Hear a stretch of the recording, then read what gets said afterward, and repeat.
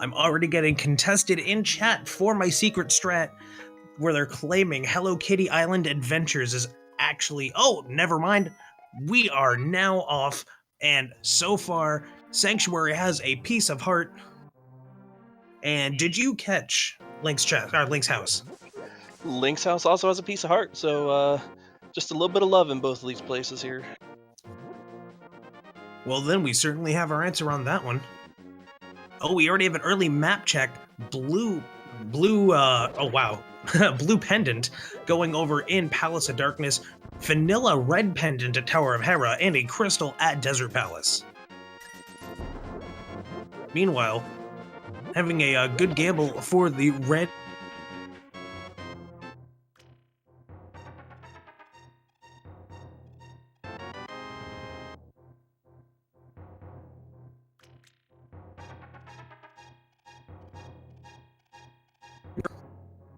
We are seeing an early Houlihan room from TaterShaman.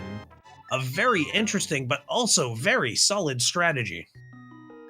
Yeah, those early rupees can really help out. You can, get some bombs to, if you haven't found any bombs for Kakariko, you have those as well. So those early rupees can really help out in this run. Right, you are. And we're getting a Lost Woods check. We are seeing the Vulture.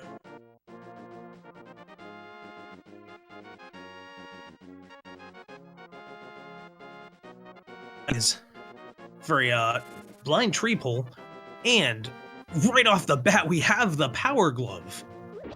Wow, that's a really good find there. Now if they do find the hammer, that can really open up some places early, as well as that Moon Pearl. Absolutely. We are literally 2 items away from not only Dark World access, but also from a majority of Light World access as well, and a big 20 from the actual Thieves' Den tree, if you will. Yeah, one thing we did see on down here on JTB, that bush crab does have bombs, so that really does help out as well. Plus that tree pull of 20 rupees, that'll really help out with that rupee count. Kind of makes that early Houlihan maybe a little bit questionable. But a successful tree pull. Those, yes. Welcome back to the land of the living. The internet sure is a cruel RNG.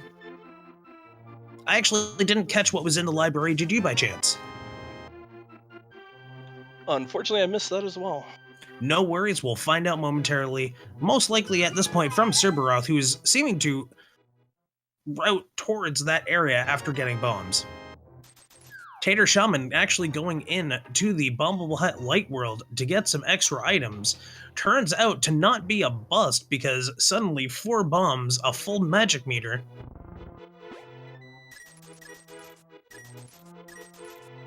And inside the bar, Serberoth picks up another little bit of love.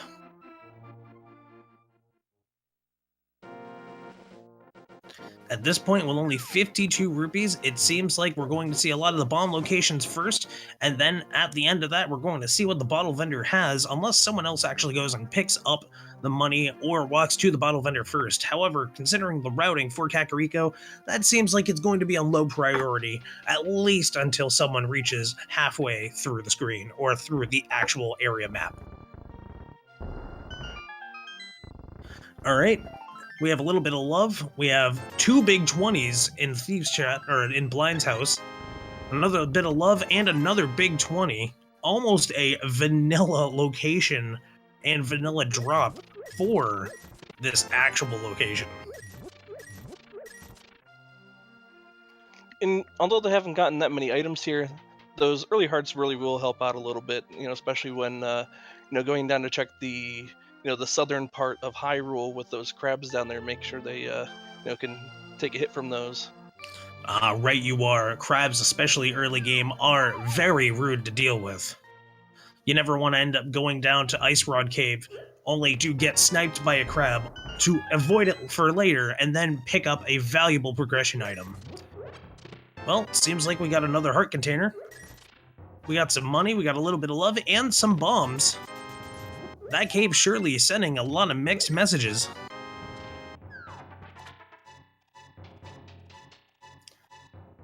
And the bottle vendor has We have And the some book. literacy. Take a look. It's in a book, Reading Rainbow. You know, I have to say, despite the fact that we are getting some valuable items and we are getting some leads to certain places, we're not seeing a whole lot in terms of regression or progression items for this seed so far. No, we're not. I mean, we're really close to having full access to that desert palace. All they need is some sort of fire source, and they can. I mean, even with bombs, that can even make Lamolus a little bit difficult, but they still could clear that out. For the most part, however, we can't discount the fact that it is entirely possible that we are boot locked out of Desert Palace, such as if the Master Key or the key to where the Master Key would be are, locked over by that bonk tower. In the library, we have intel of an arrow upgrade. Sure was nothing after all. Ooh, TaterShaman taking the road less traveled and heading upwards. Are we going to see an early Death Mountain? Wait, didn't they pick up they didn't go to the escape sequence yet, so we're not going to see that. And as we saw, there was really nothing of value but some bombs, but JTB is going for broke. When in all reality, the same amount of bombs could have dropped from the crab. And you can have this trash is more or less accurate at this point.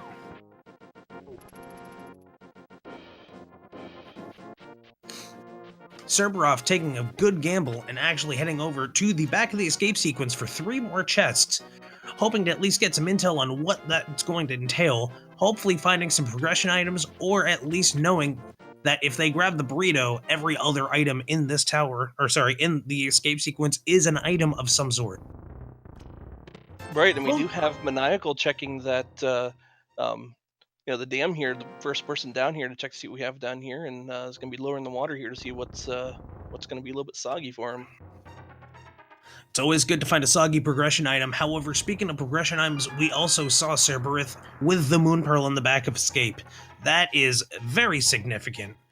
Although why they're going around to the back of Sanctuary is anybody's real guess, but maybe they just didn't want to save and quit and they had the chest to pick out here. Oh, nope, they did grab that chest. Oh, well, never mind. It did seem like we heard nothing but a handful of rupees being entered into Maniacal's proverbial wallet, and we were getting an early pedestal check and rip pedestal seed. Yeah, that's really good to know this early on. Just knowing that pedestal isn't required, that's some really good knowledge for TaterShaman now. Absolutely. You never want to find that info out way too late. And meanwhile, are we seeing Serberoth go into... Oh, okay. We are seeing another Houlihan room attempt. Unfortunately, in this case, they must have not pulled it off. And so far, the mini Moldworm Cave provides... Oh, the hammer! And once he goes into the back of Escape, that is our Dark World access. Yes, it is. We have early Dark World access. AGA 1 not required. That's always a nice thing to experience, knowing that.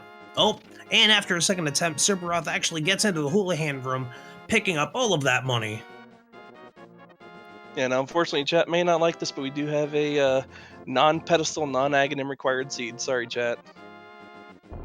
You know, after seeing them so much over the last couple of weeks as I, started to recover and watch some VODs, it's nice to see a occasional benevolent seed.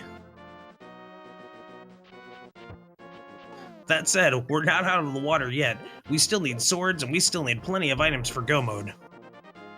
Because, let's remember, only one of the dungeons in the Dark World is not required by the logic. And that is correct. Oh, we have the Lamp and Ice Rod Cave.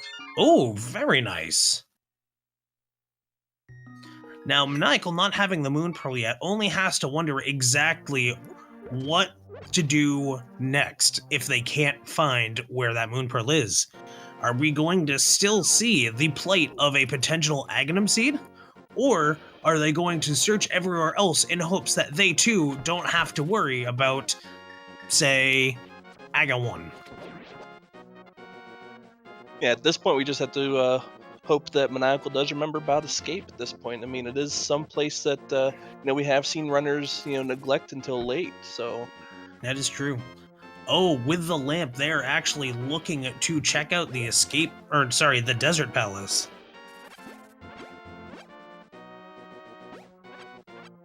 Meanwhile, JTB taking this time to go and check out the waterfall, and likely Zora thereafter, or at least the Zora ledge. Interesting choice to make when you don't necessarily have 500 rupees, but at the same time, this early in the race, it's always nice to have that intel in the event that you find out that you needed the flippers to get to that area. However, as we're seeing, sequence breaking not necessarily too much of an easy thing to benefit from in the case of V26. Oh, only 50 rupees on the ledge, and with that knowledge, we may not see JTB back here for a while.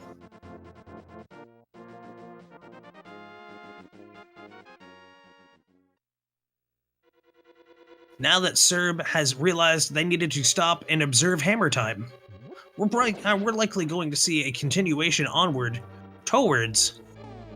Yep, it seems like we are either getting a fake flipper once again, or we are getting an ice rod check.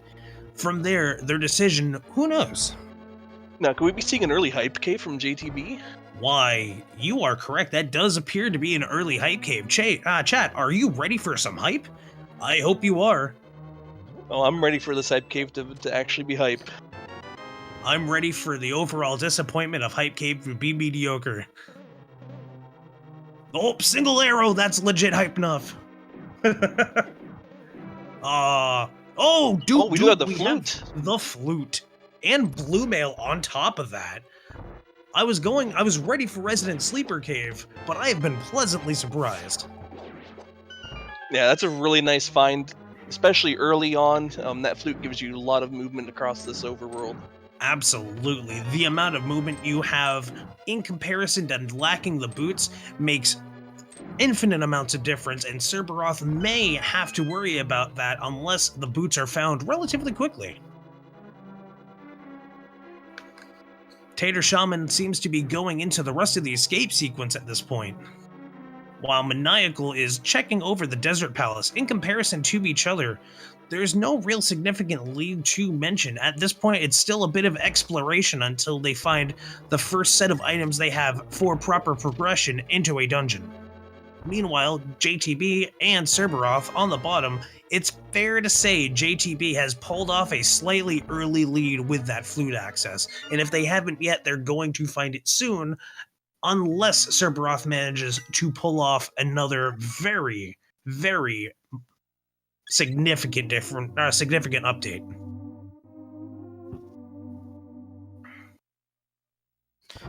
With these fake flippers over to the hobo, we're going to find out if the hobo is going to be a troll, and if so, are we going to see Serberoth collect the toll for the troll toll? And Serberoth just barely missed getting hit by that arrow now. If he would have got hit by that, that would have instantly killed him. Yep. Oh, but it's just a heart piece. And inside one of the last chests of the escape sequence, we have the burrito.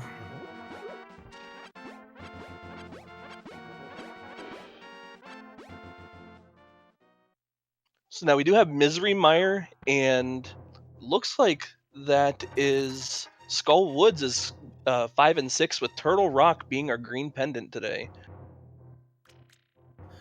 Why, you are correct, and Green Pendant Turtle Rock can be a blessing and a curse, because as we know, for the most part, pendant dungeons without a pedestal seed being required are typically not that bad. However, if a progression item happens to be in Turtle Rock, we are going to have a very tough time until they finally hop over onto Turtle Rock. Right, and I kind of have the opinion where if I'm gonna have a dungeon, like Turtle Rock, be required, I'd rather have it be a crystal than anything else, because you'd have to go in there anyway. I kind of hate seeing it as a pendant. Yeah, having that mystery in there, especially for such a long, arduous, and complicated dungeon, regardless of whether or not it's in go mode, definitely puts an overlooming fear into the back of your head of, you know what, I have to bite the bullet, don't I? But in this case, we don't know until we finally see what is exactly going to be required for Go mode, or at least until we get proper recollection of what will be for Go mode. Since Turtle Rock is not required in the sense of pendant dungeons are not required, but may still be required if Trinex holds an item, we don't necessarily need the Fire Rod. However, we do still pretty much need everything else. And we still don't know what pendants are needed for Turtle Rock or Misery Mire. Right now, we did see that JTB did find the first item in Skull Woods, and that was the Fighter Sword. That is a nice upgrade for sure. Also, in the event that everyone comes here and just kind of blazes through this area with the Fire Rod, no pun actually intended that time, I promise. It's entirely possible they may skip over the big chest if they don't immediately find the big key at Mothula. Maniacal's going to have a nice relaxing exhale as they find that Moon Pearl. Meanwhile, JTB is making sure to keep those Gyptos away from the statue as best as possible while he's moving it, and dodging that Ceiling Master, that ever so miserable, and other words I can't say in a family-friendly stream. Oh, never mind, I'm gonna stop that Wow, joke, we have the bow. That opens up a heck of a lot really early for JTB, and that is not good news for Serberoth. No, it is not, but, Serberoth does have the lamp, so, if JTB doesn't find that lamp, may shy him away from finishing off Pod and Eastern. Indeed. Which, as we know, as both of those, well, only one of those really being a crystal dungeon, but nonetheless, wait. I stand corrected. Both of those are pendant dungeons. Wait, no, I am definitely standing. I was right the first time. Palace of Darkness is indeed a crystal dungeon. Sorry, it's been an interesting day. My memory is currently on Randomizer. Very nice. Shaman is entering the Hype Cave. And receiving both the blue. Oh, go ahead, sorry. Don't mean to cut you off. By all means, I talk a lot, so feel free to jump in. No, I was just going to say, looks like JTB is cleaning up the south part of the Village of Outcasts here. Right you are, and that is always a good thing to make sure you have cleared. You never want to leave something so easily accessible up to mystery for something later when it had something that could have been potentially, huge. And meanwhile, we may be seeing a pyramid check from TaterShaman. That is actually going to be interesting. Because with V26, you don't see an item up there as often. But nonetheless, when it does happen, and people neglect it, it gives you one heck of an advantage. And it's just a blue rupee. Never mind on that, I guess. In the meantime, though, Serberoth takes a death at the beginning of Escape, most likely planned, however, as they are entering the backside of Escape. Whoa! Second sword upgrade, both items sword upgrades. In Skull Woods? Wait. What? No, I missed where he got his first sword. No, that can't be right. We saw the bow, and there's only 2 items in Skull Woods.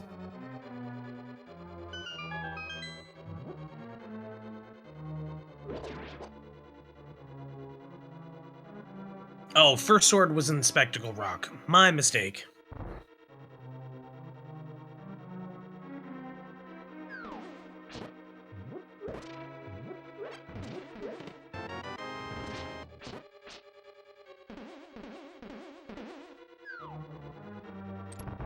Meanwhile, as TaterShaman has found the flute, Swagdock has awoken. Once again, giving the mobility advantage to TaterShaman, but at the same time... Oh wait, no. Yep, nope, they do not have the bow yet, so that means as soon as Maniacal gets over there, there's going to be a firepower advantage versus a mobility advantage.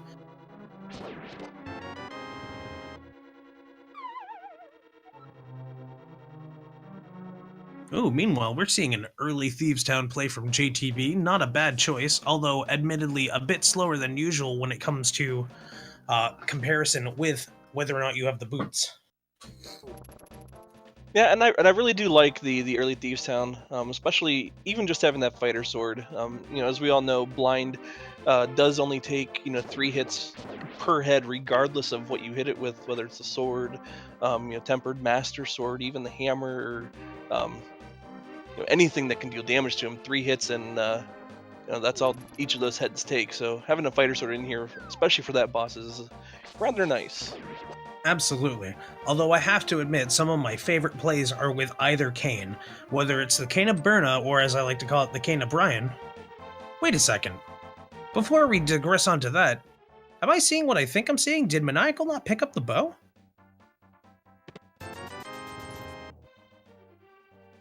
I don't think Maniacal did pick up the bow. I think they just left after that big chest. Oh no. Oh, that is. Ooh. Oh, that is going. Unless we find the fire rod soon, that is going to be some upsetting news to Maniacal.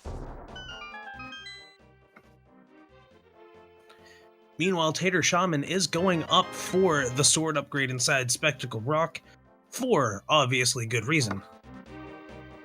Sure, they'll be very happy to see that sword there. You hate going for so long without having a sword. Oh, absolutely. And let's be real, my commentator's curse has caused people 47 minutes worth of waiting time. Another map check, this time from Serberoth. JTB coursing through the majority of Thieves Town without any hiccups. And Swag Duck brings brings TaterShaman immediately back to Kakariko. We're going to be seeing just some Dark World access, and I think several of our racers are going to be coursing through different stages of Thieves Town all simultaneously. As we head into the dungeon with Blind, in the old Trojan horse, we get, we get an arrow upgrade. And if I'm counting correctly, there is one dungeon item left. For JTB, that is. Yeah, I do believe you are right there. I've unfortunately lost count here, so It's relying okay. on you here. It's okay. It still happens to me. No worries. Oh, and that's gotta be Kane. Gotta love finding that Kane of Samaria early on. I need to stop doing that Phantom Ryu impression. No matter how hard I try, it's always gonna make me regret it. Shoutouts to Phantom Ryu. But indeed, you gotta love when you find something like that item very early on. Especially since that is one of the items that has been notoriously trolly in the past.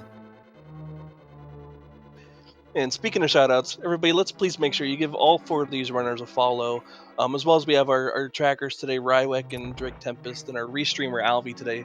Please make sure you give all of them a follow. They deserve all their hard work.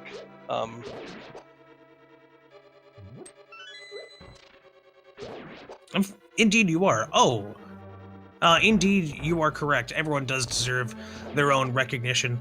And not to put you under the spotlight, but this is also Ekos's one of his first commentating matches. So feel free to show some love to him on the new spotlight. And if you want to follow that Glintide too, yeah, he's an alright guy. He makes puns and he's not afraid of anything. Speaking of things not being afraid of, JTB is not afraid of Blind, especially with that Kane of Samaria. That was really nice seeing use of that Kane of Samaria that they found in Thieves Town to take out Blind there. That was really nice. Yeah, absolutely. Like I said, like I was about to say, I think, that is one of my favorite things to see when you fight Blind, because it's so uncommon when you're not playing a randomizer or a swordless mode. We see Serberoth having a little bit of trouble with the Skelly bands. The red one, of course, retaliating when you attempt to swipe it with anything. And regardless, having them both jump. Oh, and JTB not getting a whole lot, but if I'm correct, I did see a bottle? Was that a bottle with a B? Is that praise be to B-Torp? Praise be to B-Torp. Alrighty.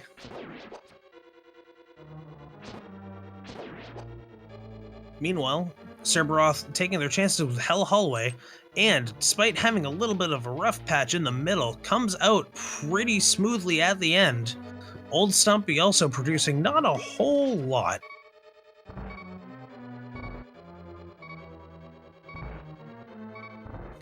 And as we hear that oh my god, I was gonna say familiar sound, but I just saw, was TaterShaman's sprite a Pokeball for the bunny beam? That is amazing. Friends, I'd also like to mention, make sure to give a shout out to all of your sprite artists that make all these custom sprites. They put in a lot of effort to make some entertaining and extra flavor for all of you. Meanwhile, unfortunately, Serberoth ends up taking that L and finally dropping, but also not giving up and continuing through the rest of Thieves Town. And as we have seen, for very good reason, aside from the obviousness of a crystal dungeon.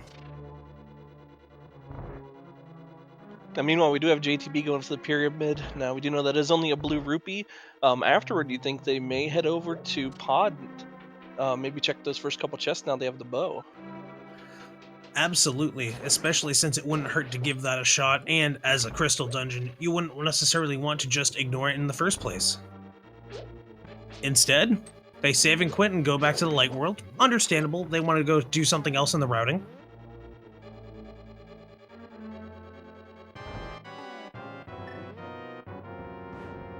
They're immediately heading over to, oh no, not to the witch. They're going to see what Sick Kid gives him for the bottle. And we are seeing a second cane of Samaria strat. Very nice. Yeah, I love seeing these cane of Samaria strats. You know, it's especially nice when you find that cane in this dungeon. You can kind of show off what you can do with it here. Oh, absolutely. We see Maniacal deciding to not take the risk any further. Oh, just kidding. Wanted to save it for a little more. Oh no! Oh no! How the mighty have fallen. Feel free to press F to pay respect.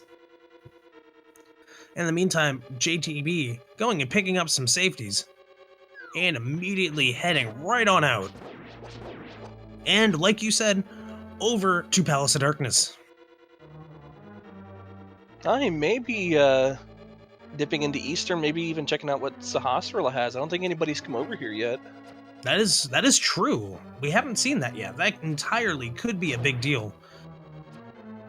Oh, Serberoth once again taking a dive into the blackness of the game over screen. Feel free to press F to pay respects, because I can also speak. In Sarashala's hut, we have a piece of heart, 50 rupees, and a green rupee. So I think you just looted out the old man's garage. Meanwhile, despite having a significant loss of time between the two racers, Maniacal still maintaining a decent lead against TaterShaman when it comes to the actual dungeon itself. However, overall, still relatively balanced. TaterShaman grabbing the cane and attempting to go through the two jellies. I do believe we have our first check of Agonist Cave here too, as well. Yes, you are correct. Despite that I think Maniacal went up there earlier, and oh, unfortunately Maniacal took another fall. Looks like we're gonna have F-pressing simulator for a little while, folks.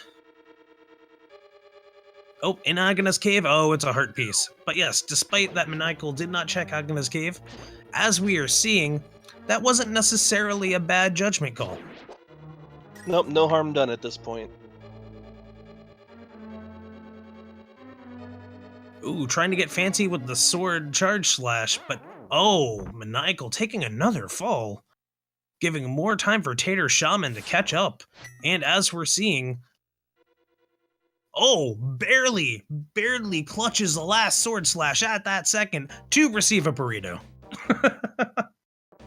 Yeah, very clutch finisher to that fight there. Indeed, but that does mean, on their side of the race, instead of, say, 27 or 26 and a half minutes over for JTB, we do have a 29 and 40-esque second first crystal between Maniacal and TaterShaman.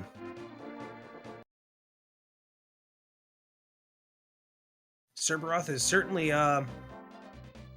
having a difficult time managing to get the hitbox on the hammer to precisely strike. In their defense, when you are aiming upward or you are not used to constant hammer strikes from swordless mode, you are really having a challenge to make sure you get those strikes off, because the smaller hitbox, as well as the delay in attack speed in comparison to a fighter sword or even the butter sword, which is slower, it does make it harder to adjust. And then, just as you're adjusting, you usually find a sword anyways. Yeah, that hammer hitbox can be really cruel to some runners as well who aren't used to, like as you had mentioned, doing swordless. And to add what's worse to that, the hitbox when you're swinging up with the hammer is notoriously ridiculous.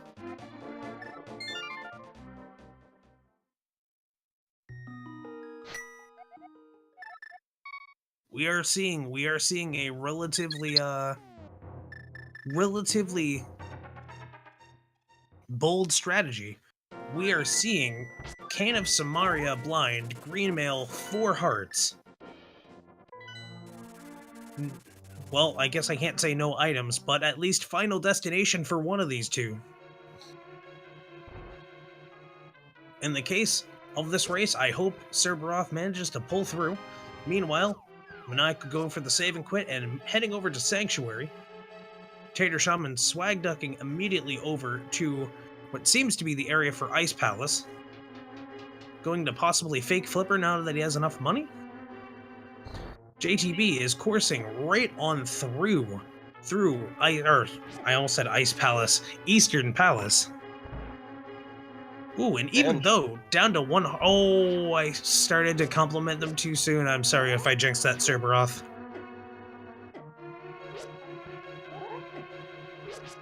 That was a very respectful battle.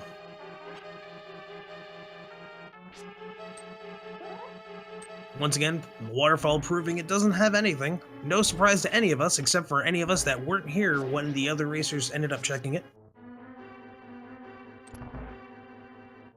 And I also don't think we found anything really worth mentioning in Eastern Palace yet on JTB's side. I've yet to see anything myself. However, we are going to see one thing. There is one thing that Maniacal could not check that TaterShaman is going to, and that is King Zora itself. So, knowing this, we now have to wonder, if this is a progression item, how crucial will it be in comparison to Maniacal? Having to struggle to find out.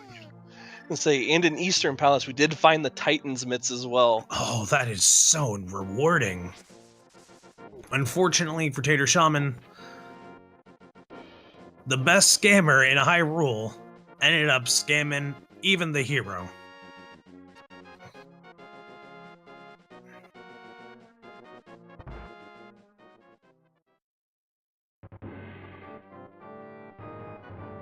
It's really, really good dodging and solid Cane of Samaria strats from Serberoth. This looks like much better than that first attempt. Except there's here's where it can get a little dicey. The last second shot of that Cane of Samaria saved Serberoth from another painful excursion through Thieves Town, and I have to say, good job on that. That was an excellent pull. Yeah, that Cane of Samaria strat can be very, very difficult if you haven't practiced it.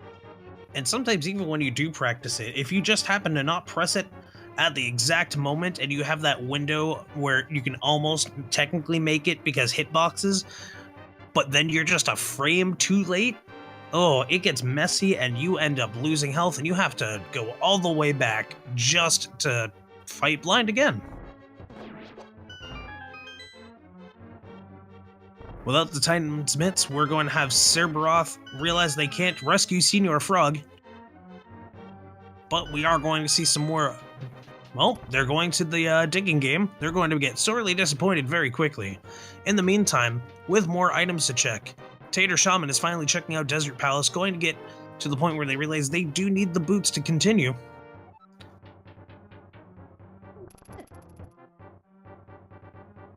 Interesting, Serberoth, despite getting the item, is still continuing the shovel game. Maybe he was trying to get rupees? I don't know. Maybe? They had 500 though, so unless they were specifically going to Kiki and wanted to still have enough to, you know, easily make up 100 rupees in the dungeon itself, it was a little curious. But then again, maybe they were hoping to also find another item or something. Entirely possible when it comes to being curious about that, but not necessarily something that happens in the game. Old Stumpy making sure to give every player a shiny green rupee for their efforts. Master Key has been acquired, and in the big chest we are going to see something in the Desert Palace. Yeah, I believe it was a heart container in that big chest.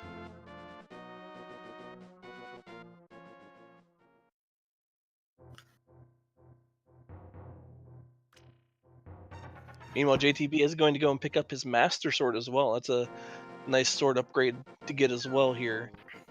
Right you are, because who doesn't like an awesome upgrade like the Master Sword?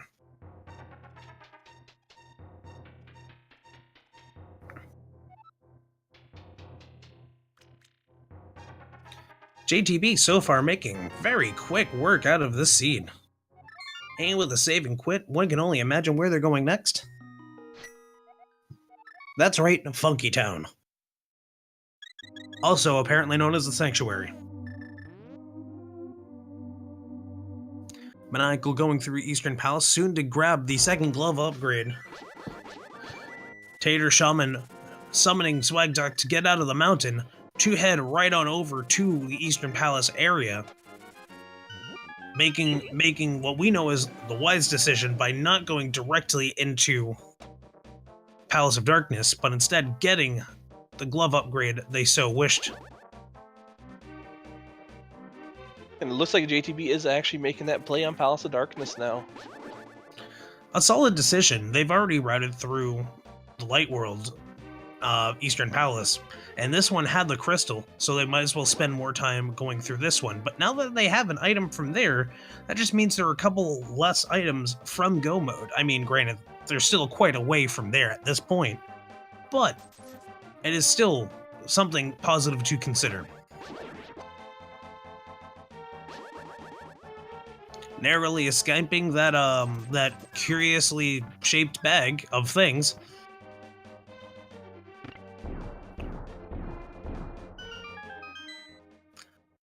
You know, come to think of it, when I'm looking at these trackers, one thing is missing from JTB's side that everyone else seems to have acquired, and that happens to be the lamp. From the way they're routing the seed, they may be comfortable with a dark room, Palace of Darkness, but that will give everyone else the advantage in the event that they have some problems handling, say, the turtle room. Or maybe some spaghetti happens and they manage to have a problem with the maze. Do I expect that to happen in this case of JTB? Probably not. They seem to have a really good, solid understanding. Also, not to detract from the other race, Maniacal did just find the Fire Sword upgrade. Or in this case, what I like to call the Carrot Sword. Eat your vegetables, kids.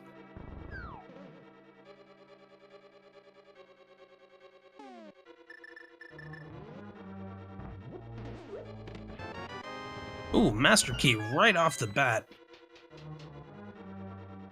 Making a lot of potential for items in the back. However, JTB decides to go over elsewhere and decides to route in a very smart way through the other side. Because, oh, nope, they're literally going to the looks like bottom. they're dropping down because they do need a key in order to progress in this dungeon.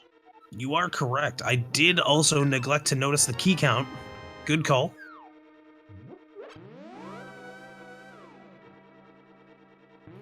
And with that, they're just going through the other side anyways to take care of it and then run on back. Pretty decent routing decision, have to say, considering everything else in the area. Yeah, if you need keys, you like going around this way because you can just use that hammer to hop down and head back around that way once you get past these mimics here. Ooh, speaking of mimics, that was a nice last-second dodge of the mimic fireball by JTB. Meanwhile, both TaterShaman and Serberoth going through Eastern Palace almost at the same area for a high five. Ooh, and the burrito has been found. It appears they're soon going to discover their golden glove, their Titan's mitts. In the meantime, Maniacal is heading over to, I assume, Hammerpeg Cave? Or perhaps they're going down, yep, Hammerpeg Cave it is. And then they're probably then routing downward to save Senior Frog, turn him back into the breadsmith, and see what his reward is going to be. Yeah, it is good to note that they don't need the mirror in order to get the blacksmith back there. They can save and quit back to Sanctuary and be able to check him without actually getting that mirror. Right you are, and fortunately because they have the flute, that does expedite the process. Ooh, 10 arrows in Hammerpeg Cave. Not as delightful as one would hope. Tater's now trying to figure out where they want to go next. Decided on Death Mountain, an interesting call. Oh, nope, they just want to get the full hearts. That is understandable and is quicker than Sanctuary. And with Swag Duck and a little extra swag on top, they are heading... Ooh! Oh, I like this play. Right over to Misery Mire. Yeah, they are going to be picking up their Master Sword here.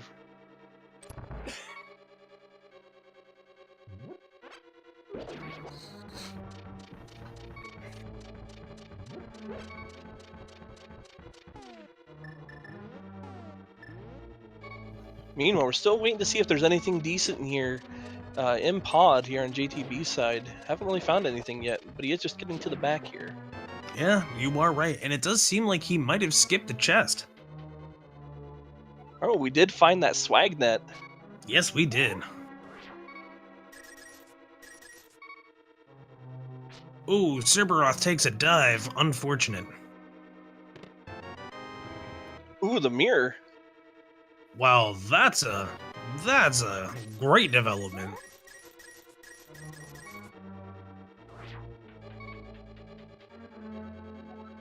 So, Pod finally showing a significant amount of substance when it comes to progression items. Meanwhile, Serberoth is going to be quickly disappointed by the old man's garage.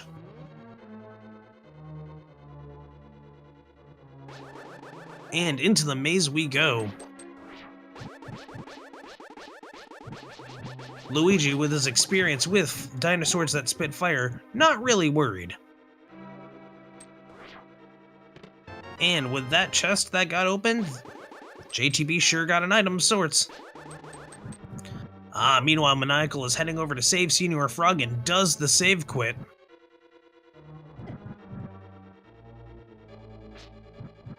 TaterShaman similarly taking down Hammerpeg Cave right now, while Serberoth is finally going to check out Zora.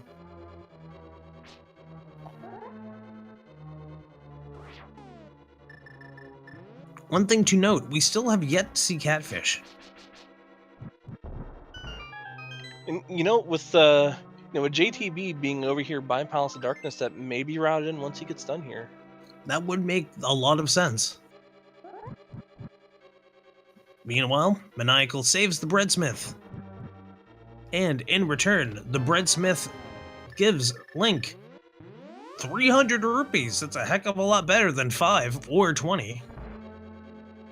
Although, unfortunately, it's not exactly what we might be looking for when it comes to this seed. Yeah, because I think at this point we are pretty much done with the need for rupees at this point.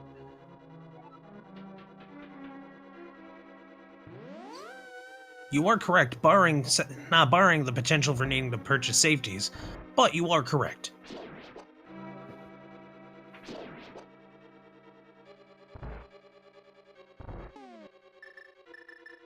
So at this point, what do you think is going to be their next option for palaces? They're going to get out of Palace of Darkness, and from what it seems like, JTB's items so far seem to be leading.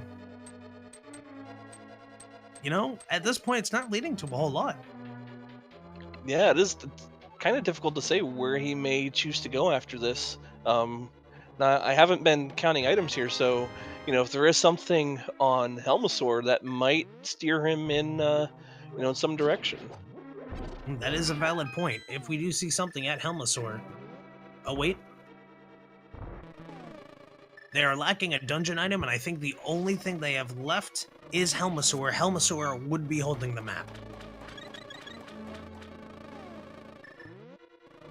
Meanwhile, Serberoth picks up the first sword.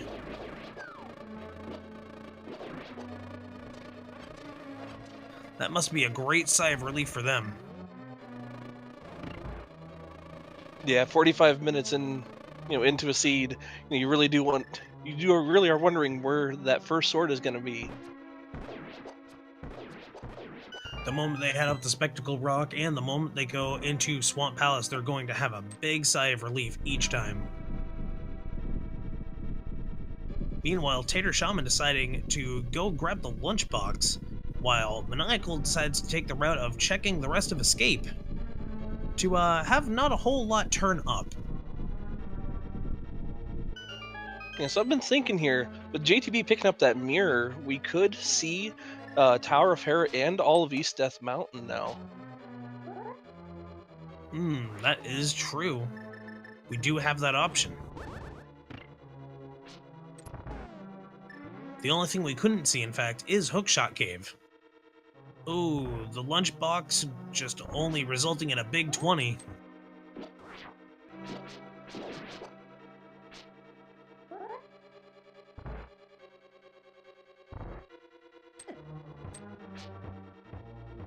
At this point, one has to wonder when they're going to see a Tower of Hera play, considering that the only one right now that could do that is JTB. That might be in the docket because, as we know, V26 means you want to check pendant dungeons. It looks Ooh, like the TaterShaman may finally be going up to Skull Woods to see what he can find in there. That would definitely be a good call, as we know. However, Serberoth having a decent distance in the amount of equipment and dungeons that are going to be completed. Oh, JTB having some problems with, but of course, grabbed 2 fairies on the way down just in case. You gotta respect when a player knows their issues with any part of a race and make sure to have the necessary precautionary items to progress through that problem. Wow, my alliteration. A little more complicated than what my mouth wanted to pronounce. Yeah, and this dark room that he's in right now with these turtles, this is probably my least favorite dark room in the game. They pretty much have a mind of their own as to where they want to go.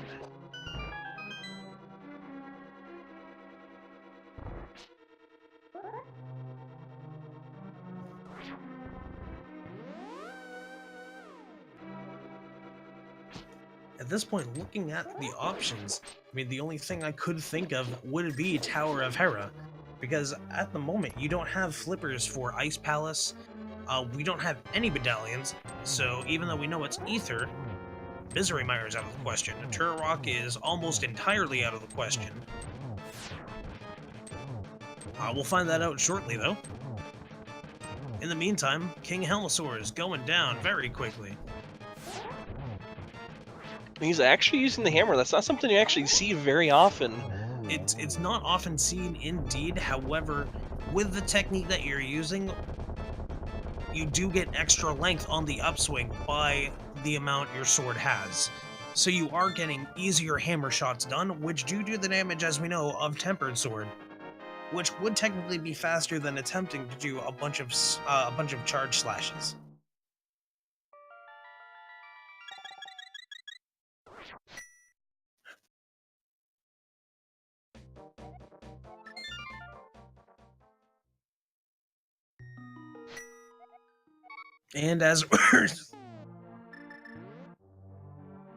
Gotta love congestion. As we're seeing, right now, there's a bit of a standstill. Unless they want to really go and try their luck with other things. It seems like JTB is going up to the Dark World in, well, this area of Kakariko / a Village of Outcast, hoping to not have to necessarily go and do another pendant dungeon. Yeah, it looks like he may just be going and finishing up that southern part of Dark World here. You know, he does have the Titan's Mints and the mirror, as well as the books. We can check the tablet down there, as well as check the you know, the mirror spot below the Haunted Grove. You're right. With all of that, that does mean he has full access to be able to pull off all of the areas necessary to say you don't have to worry about Overworld Dark World anymore.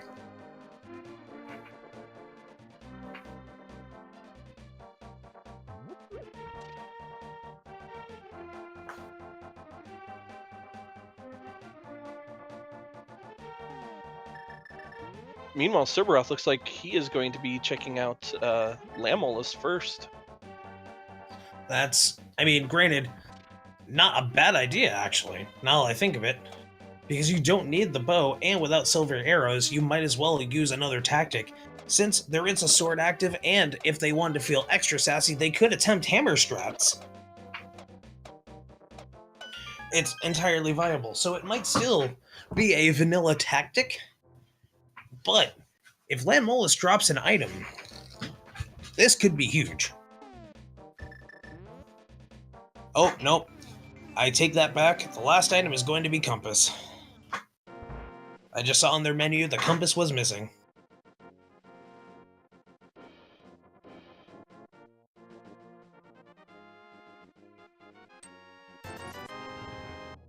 Ooh, Maniacal, taking death to a whole new level. Starting over in Palace of Darkness, not necessarily a bad thing if you want to Death Warp.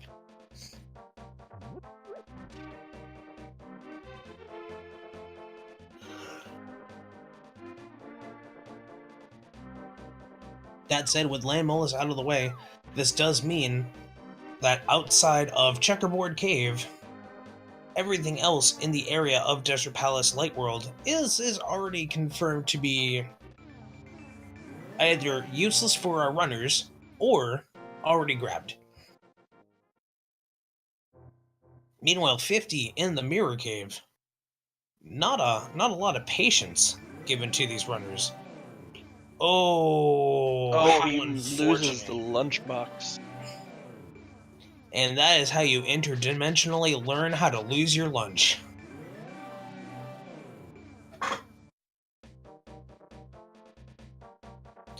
And back up to the lunchbox JTB goes, not realizing how much of a lead he currently holds. Yeah, that early dip into Skull Woods is really paying off, finding that bow in there. You are very correct. And Serberoth takes a death to Landmole. That's you never want to see that, but that is something you do risk when you're not used to hammer strats with Landmolus.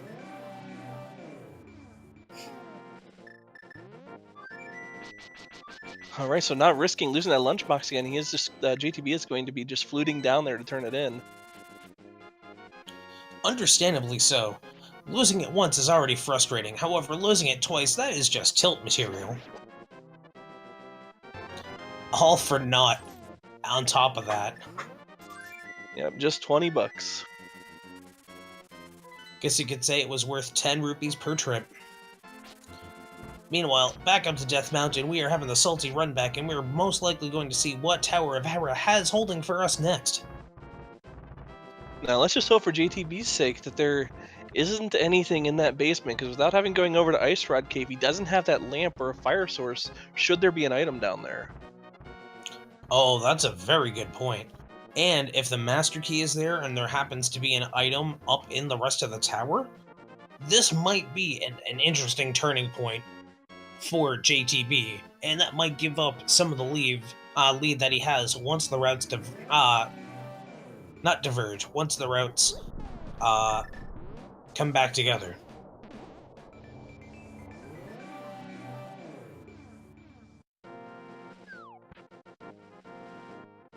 And we are getting a we're getting an ether pedestal check. Ether tablet check. That's not a pedestal, that's a tablet. Oh my god, and it happens to actually be vanilla ether. Now, I thought this was supposed to be randomized. One would only guess that it's randomized, however, apparently we've been lied to this entire time.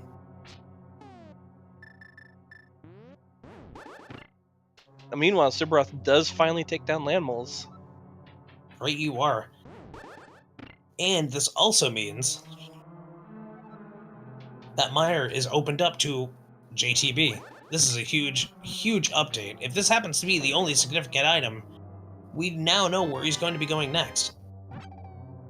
Also, not to detract from Serberoth, it's very good to see that Serberoth manages to take down Desert Palace with hammer strats. Very obnoxious strats to deal with, and is no easy feat to say the least. In the meantime, TaterShaman is actually heading over to Desert Palace, or sorry, Palace of Darkness. Did I just see? Oh, okay. Maniacal decided to bring the lunchbox on a world tour and brought it up to Death Mountain by accident before bringing it over to the old man. It's gonna be a little disappointed just finding those 20 rupees there. Hopefully he made sure to gas up Swag Duck. I don't know why you'd put gas in Swag Duck, but maybe it's Mechanical Duck. You never know. JTB misses that bomb jump and falls down 2 floors here. Oof. You never want to experience that. That is just unfortunate. However, he does have the mirror, and he decides, you know what, that's enough for me. We'll find out if that gamble pays off. It may or may not. We will not be able to confirm unless the rest of our runners decide to jump in on it. So now, if you're these runners now, what are you hoping to find to be your next progression item? My next progression item, at this point myself, if I have the lamp, would definitely be something along the lines of boots or flippers. Boots because it gives me a speed advantage, it gives me bonking advantage if I had to go into Palace of Darkness. Flippers because that gets me immediately into Ice Palace, that means I can go into Swamp Palace if necessary, because Swamp Palace, as we know, despite... Oh wait, nope, that's Crystal this time. Swamp Palace has a ton of items you can go through, and you never want to necessarily go through all of them, but you also don't want to ignore them in the case that there were progression items there. So while it's awesome to go into go mode, you never necessarily want to have to deal with the risk of what if. Yeah, Chad is also making a really good point here. Boots does open, looks like the fire rod was on the torch in Desert Palace, so it does open that up as well. That is a huge... First, shame on me for not noticing. Second, that is a huge development, and that would also mean that would give any of our runners that don't have the bow, which in this case would be Maniacal or Serberoth, the ability to go through the rest of Mire and then go, what's the other item? And then suddenly, surprise, it's a bow. Let's go kill things. Ooh, Maniacal went to catfish and got catfished.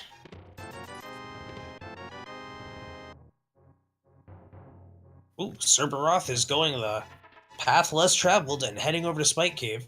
Despite version 26 not accounting for Spike Cave in the logic, we have seen time and time again in this tournament where Spike Cave has held an item.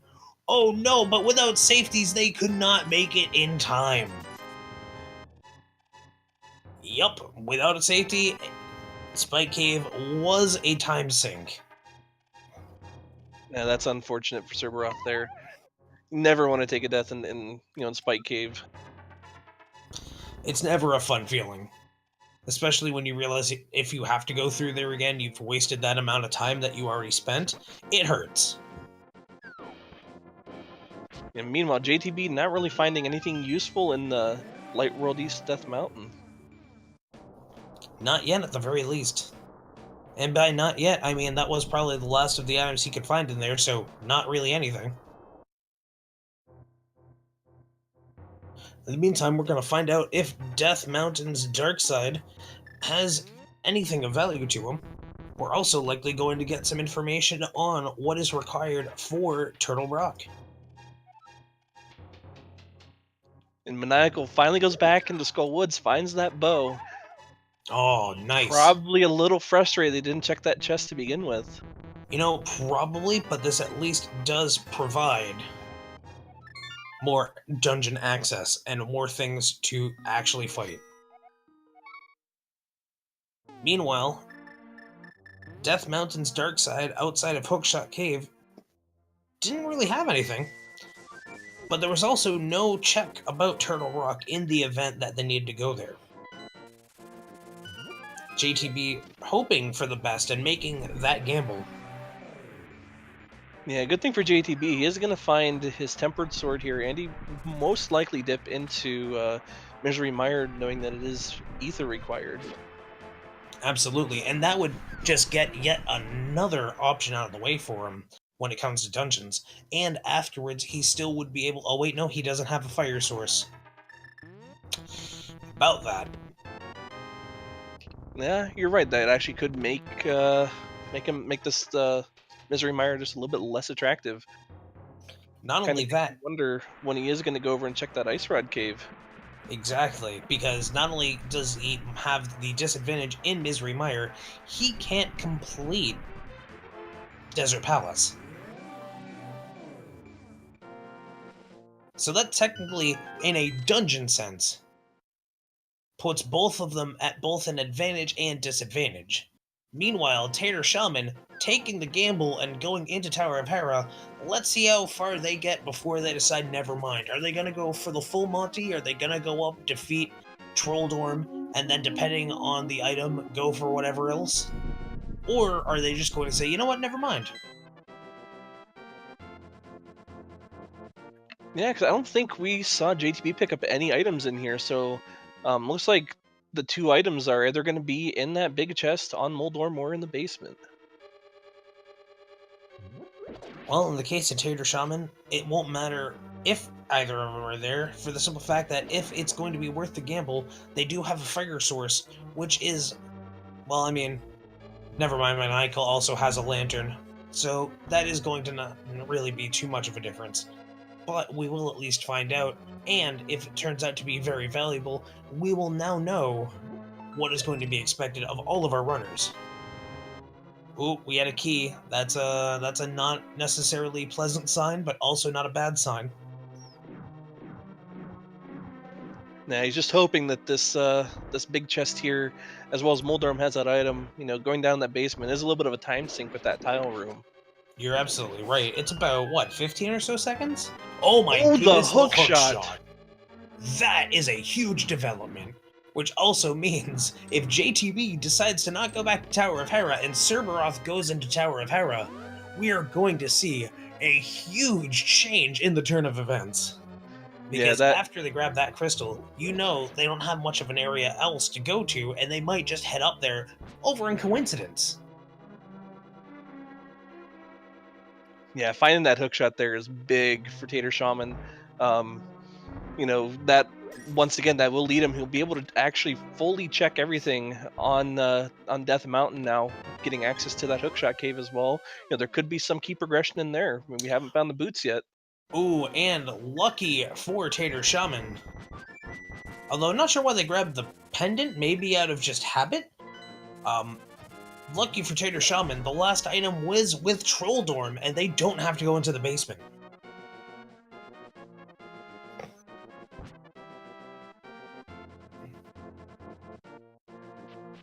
JTB is actually making his way over to Ice Rock Cave, so we will find that fire source, which means we will likely see a Misery Mire play after this. Ooh, right you are, and we will then following see a Desert Palace play, which means Serberoth's main thing to keep them without a significant difference between the two is, of course, going and finding the boots, but also the distance between... Sorry, congestion is not my friend today. Wow, ADHD kicked in real fast and I lost my train of thought.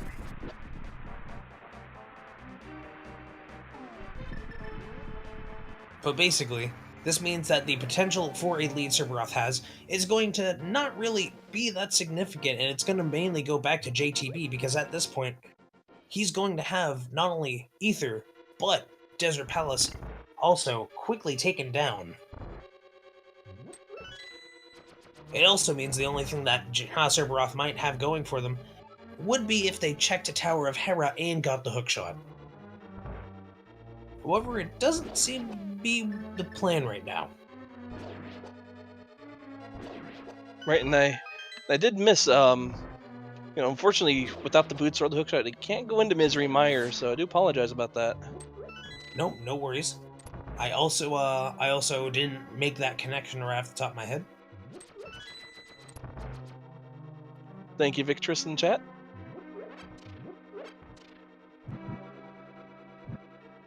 So at this point, the only person that could actually go in and complete Misery Mire would be TaterShaman. An interesting turn of events to see that Maniacal, who had such a interesting and significant lead in the beginning, is starting to slowly be overshadowed by the progress that TaterShaman is making.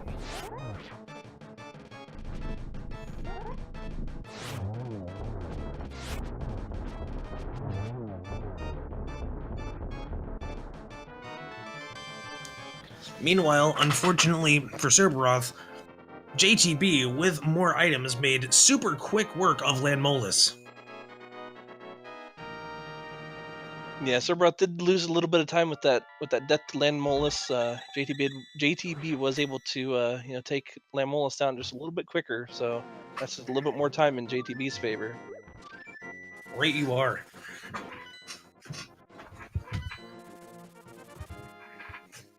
However, right now, without the boots, without the fire rod, without the ice rod, nope, ice rod not required necessarily because Turtle Rock is a pendant dungeon. Without the flippers, right now we're a bit at a standstill until our runners find everything else necessary for go mode. Right, and I think if you're TaterShaman right now, I think that really once unless there's nothing here in Hookshot Cave, you're probably going to want to go over to Misery Mire. Right you are. Serberoth not too pleased. And now is going to get equally displeased by the contents in that lunchbox. JTB trying to cover everything that they think they covered, not realizing that they are missing the two items that were potentially valuable in Tower of Hera. One of them, as we know, actually being valuable, the other one being more of a luxury at this point. Now, TaterShaman did pick up Bombos, so he could sequence break and fake Flipper over to Ice Palace if he does want to. With that Bombos, he does have full access to all of Ice Palace now. And with the 3 items in Ice Palace, if I'm remembering that correctly. Yes, should be 3 items. That could be huge. We could find boots in Ice Palace. We could find Fire Rod. Oh wait, no, we know where Fire Rod is. Well, okay. We could find boots technically in Ice Palace. Because logic requires you to have either Fire Rod or Bombos, the hammer, and the boots. Or sorry, and the flippers. Yeah, I think right now, that's really the only thing we could really find in Ice Palace, being those boots. Ooh, Checkerboard Cave only having a big 20.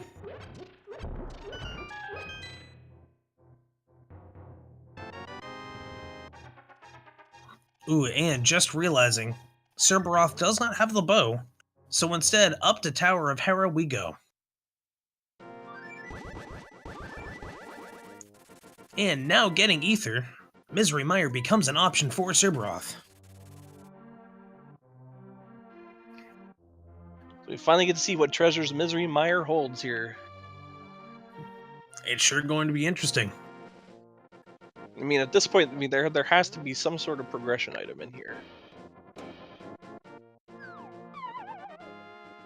Actually, that is a point. There could be either flippers or boots in here. Since Swamp is required, Both of those are technically still possible in this dungeon.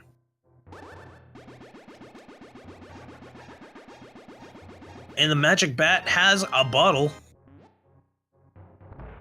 Well, if you didn't go to Sick Kid already, you could have had a chain of fetch quest going on, but c'est la vie.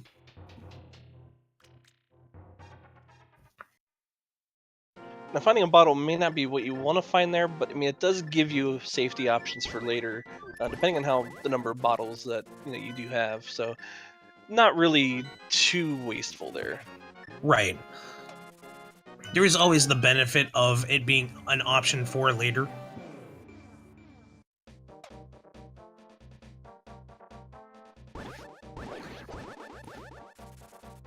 And let's face it, when it comes to the secondary tournament, most of us definitely would require the backup safeties just in case. I certainly do myself. There is no shame in that whatsoever. Oh yeah, when I play Randomizer, I always need safeties, whether it's fairies or blue potions. I'm the first one to pick those up. So Absolutely, and there is something to be said for our runners knowing their own weaknesses and making sure to prepare against them. Because even in speedrunning, once again, it is very important to know your own faults. However, in the opposite of faults, Serberoth manages to pick up the hookshot, which is definitely fantastic. yeah, and once again, that could come back to her JTB. The longer he goes without finding that hook shot, the longer he goes without being able to, go into, these other locations that he doesn't have access to. Very true. However, right now, we are finally getting one mystery solved. Oh wait, no. Didn't we have a catfish check already? I do believe we did. I can't recall what was on Catfish. I think it was only a big 20. Well, we're gonna find out regardless very soon. I was gonna say, knowing how many big 20s there are in the item pool, it wouldn't surprise me. Well, my memory was correct. And here I was half wondering if I was just remembering the last race I watched or commentated, where big 20s seemed to be literally everywhere. TaterShaman going through a couple of rough times trying to get through that area to make sure to have enough magic for the 4-statue room. Yeah, he's got to be careful. When you don't have the fire rod and you can't go through this quickly, there are wizrobes here that spawn, and they can't hurt him. You are absolutely right, and that is not a fun thing to battle when you're trying to make sure to get through. However, an interesting note, they did decide at that point, oh, never mind. I am so sorry, Tater. Didn't mean to commentary curse you. It is a risk you take with half of heart, to be fair.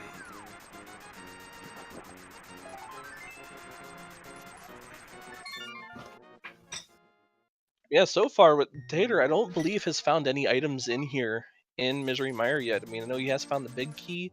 Yeah, the most I we don't found. recall seeing any actual items picked up yet. The most significant thing we found right now in Misery Mire is the big key. So until we see some items outside of the big key, this is still a mystery. Misery Mire is also now technically Mystery Mire. Yeah, now if I was TaterShaman, I would go to the right and check the chest here on the right as well as the big key first. Because if you do find your items over there, then you don't have to go all the way through those torch rooms. That is true. Also, interesting, double ether is required. But that is also good intel to have. Because if I remember correctly, JTB saved and quit before going and checking Turtle Rock, and if that ends up becoming a crucial part of the play, not knowing, in this case no, when he has it anyways, it won't really matter at this point, but that is still a significant gamble to take in the event you don't find any more medallions. However, it did pay off. What didn't pay off, unfortunately, was going into the end of Escape to find an arrow upgrade. However, can't really guess that was there.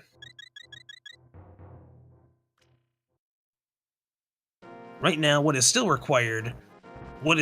confirmed required, is boots, fire rod, and flippers. After that, we are technically in go mode. Yeah, thankfully for these runners, they should know now where that fire rod is on that torch in Desert Palace. So once they do find the boots, they should be able to, make quick work of getting that fire rod and clearing out these other dungeons that they don't have access to, especially that Skull Woods there.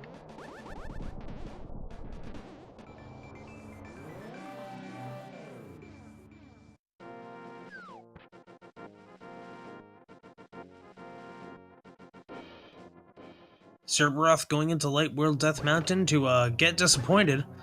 And here we have JTB going back and deciding to take the gamble and go to Oh the no, he's bottom. gonna Oh go. no. Oh. You know that's going to cause some salt, and I would not blame him if that were the case. However, he did very smoothly get that invincibility glitch. Yeah, you can take a breather here. If you are on those platforms as they raise up, you do get some invincibility frames here, and can kind of sit back and relax and let these tiles hit you. I have to say, that is pretty convenient. TaterShaman going for the salty run back to make sure this time it's personal, and they're going to light all 4 torches.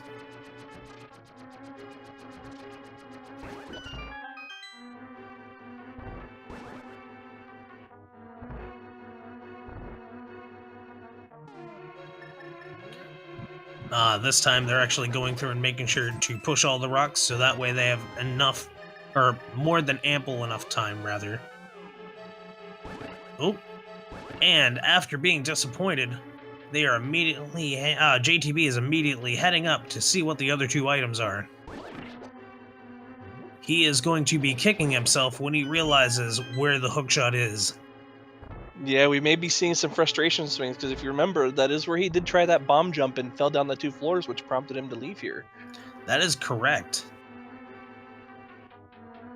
The one thing we can say for sure is that the moment he grabs that diminishes any significant chance of a lead that Serberoth would have.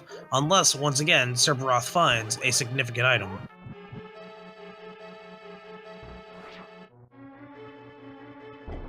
And There he we pulls go, it he off nails that it time off. to get rewarded.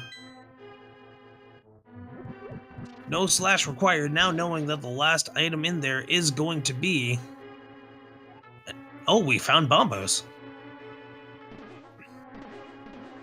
And a big 20.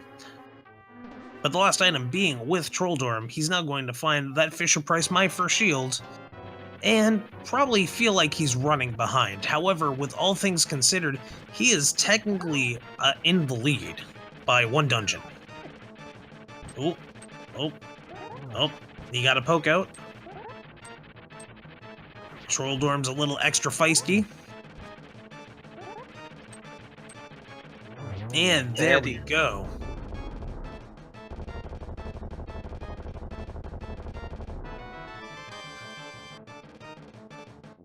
Interesting, all of our runners still picked up the pendant instead of falling through the dungeon. Oh well. Yeah, either falling through the dungeon or even mirroring out.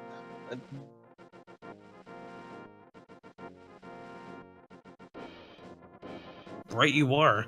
And since, if I'm correct, we saw an early pedestal check, didn't we? We did see an early pedestal check. I don't believe it was anything really all that exciting, though. No, it was very insignificant, which is why I'd wonder why they would go and pick up the pendant and spend the extra time. But, in their defense, I didn't think about just dropping through the dungeon until about halfway through this tournament so far. Yeah, I think it may just come down to, just habit of picking up those crystals and picking up those pendants, so... Oh, chat giving us a solid reminder, the only one to do a pedestal check was Tater. So maybe they are taking the chance and saying, if we do check pedestal and it is required, we at least have 1 pendant down. That is reasonable.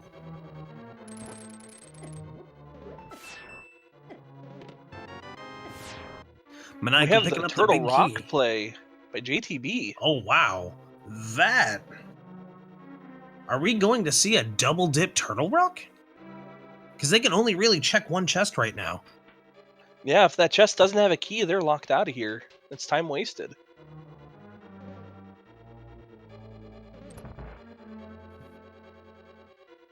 Oh, well, they have a key, so that is one step forward. But nonetheless, that is still quite the gamble to take, despite being in the lead. Especially when you already know exactly where the fire rod is.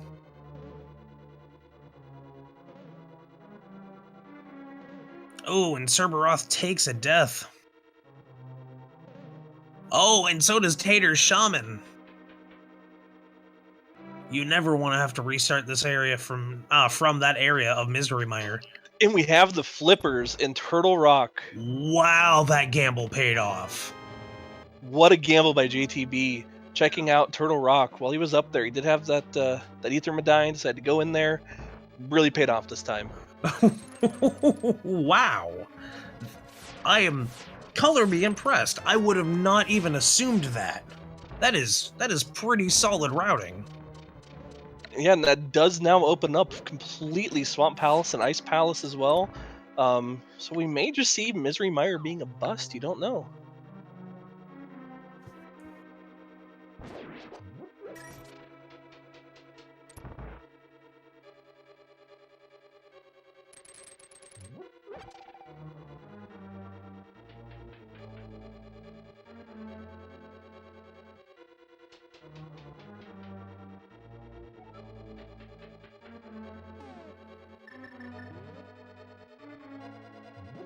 Yeah, so it looks like JTB is going to be going down, possibly checking out Swamp Palace here. Looks like he's heading over to the Dark World portal here.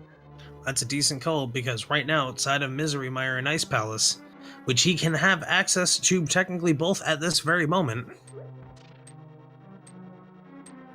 this does have the most chest, and statistically you are more likely to find something that you need in these areas instead of the others, because 6 chests is still greater than 5.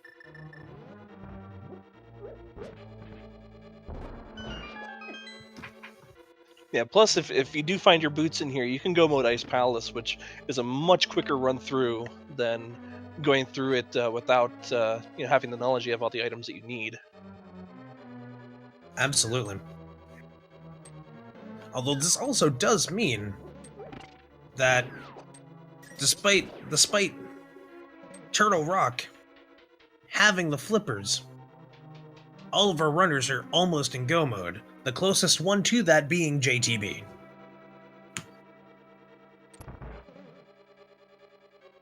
We are 2 items away, and that second item, or that first item, is literally going to lead to the second item. Yeah, so we should be seeing here what Vitreous holds now. I believe he does have that second item. From what I was counting, I do believe you're correct. Yeah, I think the only other item that these runners have found here was a piece of heart. Oh, wait a second. Maniacal hasn't checked all the chests. Maniacal only has 1 dungeon item. I did not count the rest of the chest, unfortunately. Yeah, unfortunately, I didn't get a Tater chance to see Shaman. what he's picked up yet. TaterShaman unfortunately taking a dive to Vitreous for a, if I'm correct, a second time in that area, or overall area. That is rough. Oh, well, you were correct after all, and we got a fetch quest item. Do you want to have a fetch quest? Doesn't have to be a fetch quest.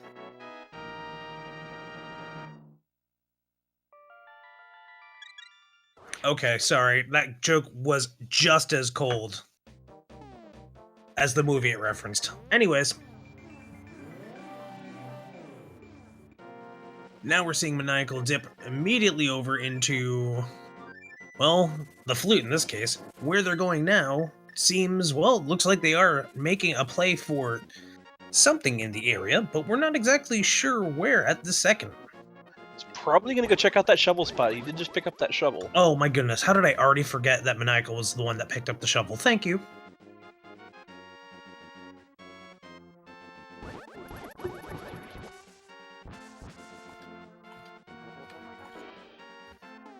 And so far, nothing of worth here in Swamp Palace from JTB. Let's see if he checks the left side here.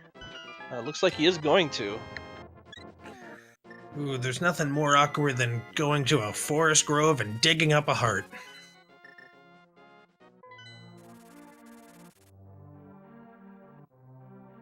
And you're right, while Swamp Palace has yet to pay off, we still have a total of 5 chests and a boss. And if I'm correct, at least 2 items or 3 items? Yeah, that does sound about right. Also, being careful not to flood that key. For my first time doing Randomizer, I flooded that key, and I rage quit. Oh, I did the exact same thing when I first started out. It is a mistake you never make again. And by that, I mean, watch, now that I've said that, 3 weeks from now I'm gonna screw it up. Isn't that how it always happens? Always.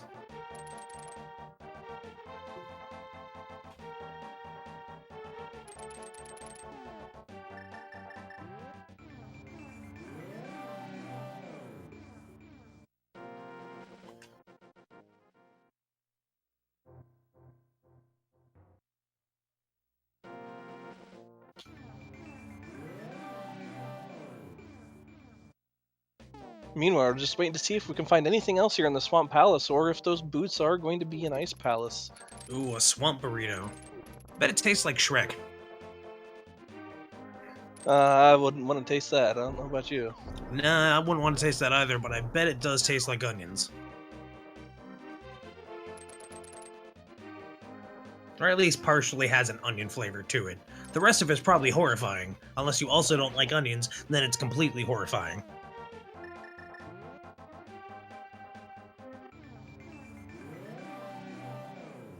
I think Maniacal's the first one coming over here to check out the Bombos tablet. A very wise decision. Bombo's tablet tends to have something more often than not. Oh my god! And it is the what boots! are those? The boots! Wow. You can't call it closer than that, can you? Well, now we do know where everything that these runners need to finish the seed are. With those flippers being in Turtle Rock, boots being on that tablet, Fire Rod being in Desert Palace, which looks like Maniacal is going to be heading straight for Desert Palace to get that Fire Rod. Wow, that is one heck of a development.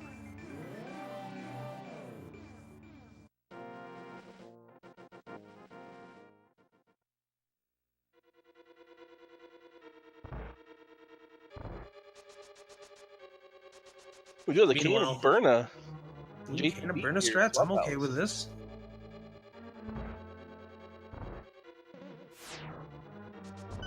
In the meantime, TaterShaman going for the 3rd time in a row.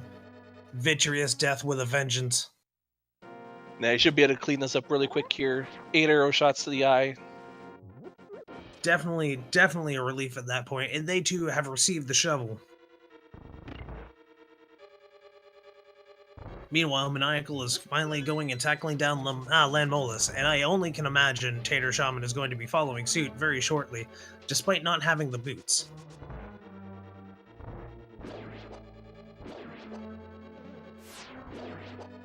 Yeah, for TaterShaman now, we just hope he goes to check that tablet.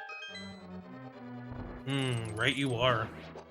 That would be very valuable, and I hope both runners decide to go to Turtle Rock, because they can't get into Ice Palace, but they may try to sequence break. To be fair, that will work for one dungeon, but that will cause problems when they realize it wasn't actually in Ice Palace. Granted, they should keep that in mind that it isn't anyways, because you need them logically for Ice Palace. But let's say they're running around, they're confused, they're a little frustrated, they're worried about being caught up, and they're automatically assuming that they're losing. They might neglect that fact and get a little out of him. A little, I guess confused is the way to put it. Yeah, right now those boots can be a blessing and a curse. With those boots, it does open up a few other locations. That is true. Serberoth playing, a dangerous game. trying to do ye olde slap chop to Vitreous's eyes, which all, especially at blue mail, do a significant amount of damage. That is not something you want to experience.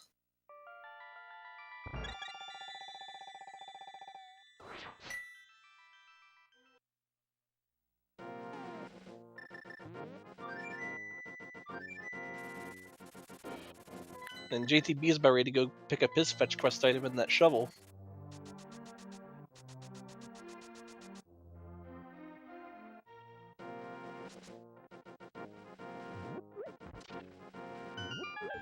And we have a bumper cave check confirmed. It is 300 rupees.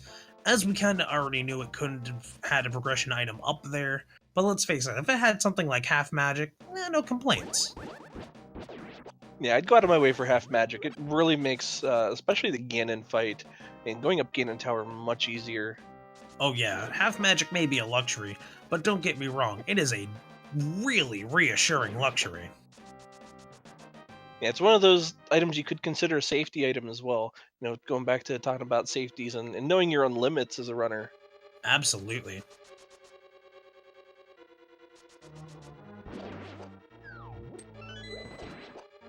One thing we do have to confirm, no sight of silver arrows yet. On the other hand, most of our runners do have Tempered Sword. If they know how to do Silverless Ganon, this will be infinitely easier than doing it with Master Sword.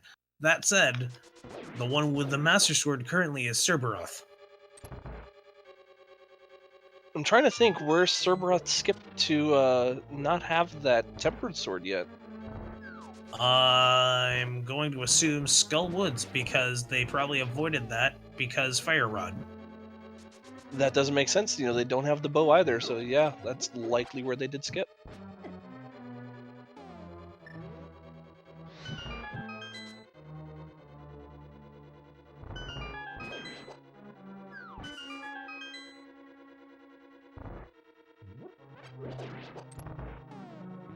We have Maniacal getting ready to drop down into the Mothula fight. And see if Mothula plays nice today. We'll certainly find out. Mothula, the most RNG boss of the game, that kind of looks like a flying Moai statue from Easter Island. Granted, it's supposed to look like a moth, because it's got a proboscis, it's got antennae, but it really does look like the proboscis is actually a nose, and the line separating the head from the body is a mouth. Oh, Serberoth. Unfortunately taking another death to Vitreous. That is never something. Oh no, and there we go. There's the exit. Most likely going to grab some safeties, to which I do not blame them. Once again, as we've both repeated at least a couple times now, knowing your own weaknesses or your own issues with a run and being able to prepare against them will help you in the later, or in general, to be honest. Ooh, Serberoth looks like they were trying to head to Swamp, but realized without the flippers, exactly how are they going to do that?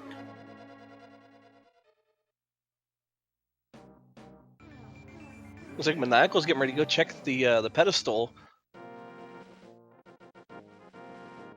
That definitely seems like a good plan. And with that, arrow storage confirmed. Half-Life 3 cancelled. Probably breathe a sigh of relief, just knowing that the possibility of Turtle Rock not being required and having to go all the way through there. Ah, but there within lies the double-edged sword, because we know a required item is in the start of Turtle Rock.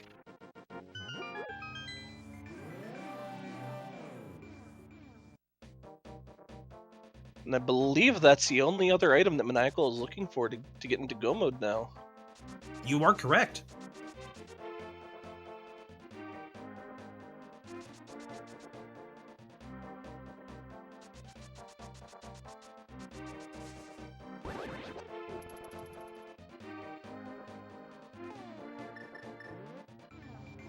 A logical deduction, checking Bonk Rocks, checking King's Tomb, checking overworld items that are going to significantly cost you less effort than going into Turtle Rock. In the meantime, TaterShaman grabs the boots, and immediately we are going to see a play right into the rest of Desert Palace, and we are definitely going to see Land Mollusk getting taken down. Likely for some sweet, sweet revenge. Wait, no, TaterShaman wasn't the one doing hammer strats, that was Serberoth.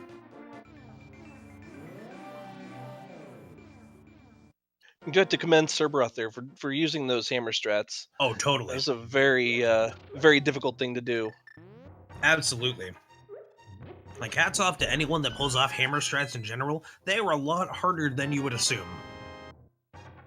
Meanwhile, Maniacal picking up the magic powder, chances are we're going to see the same wild goose chase that JTB had gone on as soon as King's Tomb is checked. And JTB has to be a little bit careful here. He only has one heart left. Oh, no. Oh, he does have that fairy. Once again playing to, if you know your faults, you can definitely work against them to help yourself not lose more time. He's opting here for the cape strats.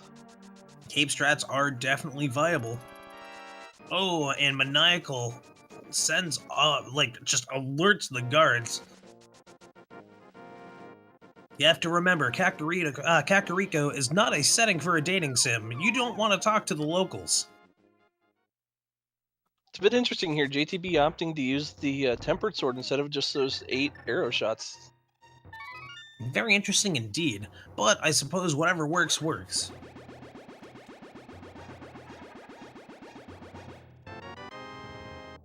Oh, Serberoth not realizing that, there we go. Not realizing they have to bonk the lamp specifically.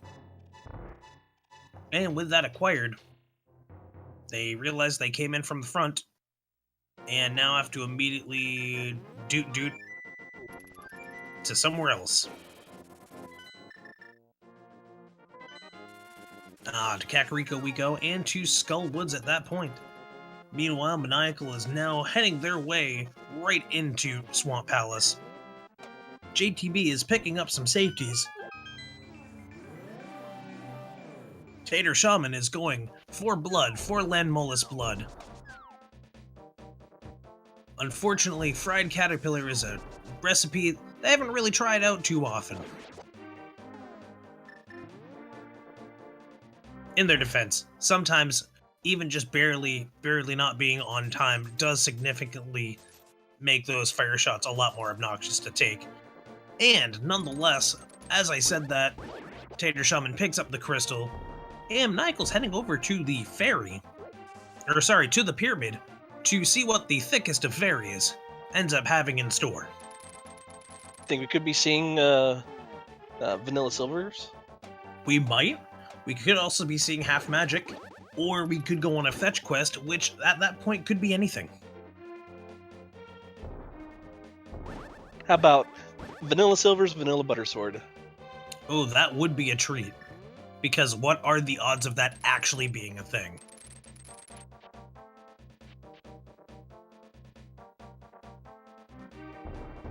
Yeah, well, we do see that JTB has elected to go into Ice Palace in search of those boots, not knowing he was just right next to them when he was over at Misery Mire and Desert Palace. Oh, and that's gotta hurt. Oh, and 70 bucks. Over where the thickest of fairy was, going and taking money out of her purse. Or wallet, depending on what she carries. I ain't gonna judge. Anyway. With the flute, he immediately goes to... Probably get some more safeties here. Not a bad call.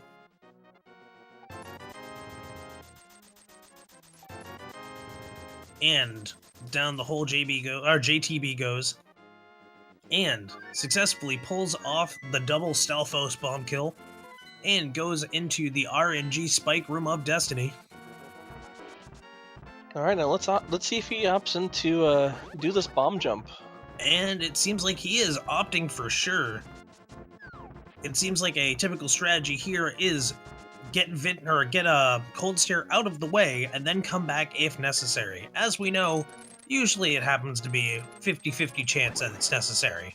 However, When it's not, it's all the more rewarding, and Serberoth manages to very smoothly avoid getting caught by that Ceiling Master, and JTB pulls off the Ice Palace bomb jump with ease after getting to the right spot. Yeah, that's definitely tricky, especially if you're someone who's not used to this game. That Ice Palace bomb jump is probably one of the first things that you really want to learn if you're looking to be competitive with running this randomizer. Right you are. Speaking of learning and making sure you can take care of certain things that UCR runners do, did you know that within our Link to the Past Discord, you can actually, or Link to the Past Randomizer Discord specifically, you can actually go to what's called the Training Room channel and learn all of the techniques that you see these runners do, unless it happens to be some sort of new revolutionary technique. But nonetheless, a majority of everything these runners do can be found in the Training Room, which you can find plenty of resources. Not only that, you can also find stuff linked into the past co-op. Have a friend that wants to try this out, doesn't want to try it out on their own, want to see what you and another talented person can do together? You can go and try that out and make it work and do some really crazy things with Link to the Past co-op. All you have to do is go and check out that awesome Discord. Or if you want to just join the community on more stuff, feel free to join us over in the tournament Discord. Or the Link to the Past tournament randomizer tournament Discord. Icon words. So Maniacal is going to be he's going to pick up his flippers here. He'll be our first racer in Go mode for tonight. He will be. Oh, Serberoth unfortunately also taking a death.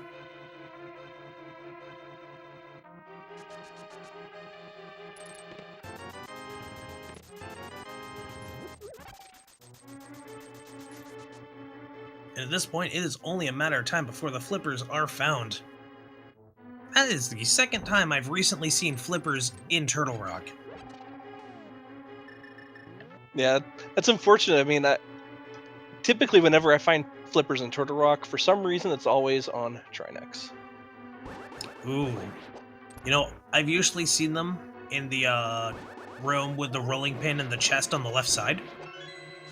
What I like to call the Christos constant bonk into something and dodge all the damage room. Very good name for that room. Thank you. It's very long-winded, just like how I like my commentary. There we are, the flippers. Oh, Maniacal, for some reason, continuing onward? I think he's just now realizing he doesn't need to continue and is going to mirror out here. Oh, that's a relief. That does officially mean Maniacal, at approximately 42 minutes and 15 seconds, is our first runner in Go mode.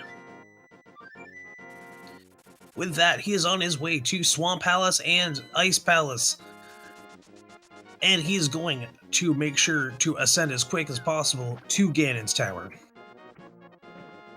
Yeah, and of two dungeons that you like to go mode, Ice Palace and Swamp Palace are probably two of the dungeons that you do want to go mode most, because you can completely skip out on the left side of Swamp Palace. You can go straight for Cold Stare here, so very nice luxury being able to go mode these two dungeons. Absolutely. And another thing these two dungeons have in common, you don't need... Oh wait, no, never mind, I take that back. I was thinking of Swamp and Skullwoods. I was going to say, you don't need the Master Key for Cold Stare. Technically, you don't if you do the bomb jump, but otherwise you do. When you're in Go mode, that means you have 3 dungeons you don't need the big key for.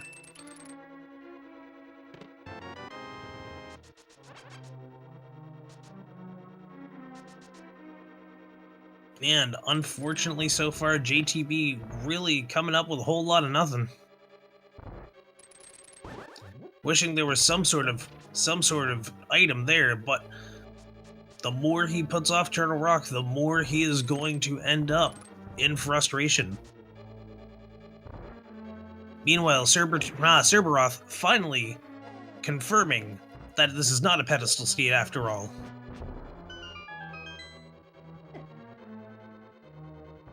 Now with JTB, do you think he's going to remember that he hasn't checked that Bombos tablet? Do you think he may go back up into Turtle Rock thinking that, there may be still an item up there that he hasn't picked up?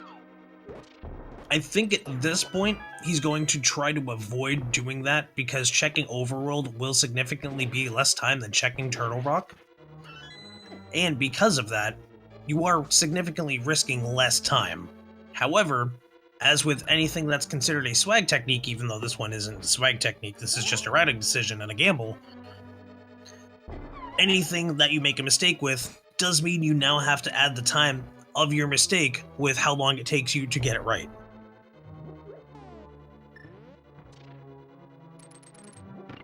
Did Serberoth just leave Skull Woods without taking care of... No. Oh, they didn't get the bow yet. Oh, no. Oh, Serberoth. Serberoth must have counted thinking that there wasn't an item there that they needed because they got everything else, not realizing they still haven't gotten the second item. But they are at least going back into into Misery Mire to finish some unfinished business. Yeah, chat does make a really good point here. Serberoth actually didn't find any items in Skullwood. He didn't find that sword or that bow. So there's still items in there that he hasn't gone back in there to check.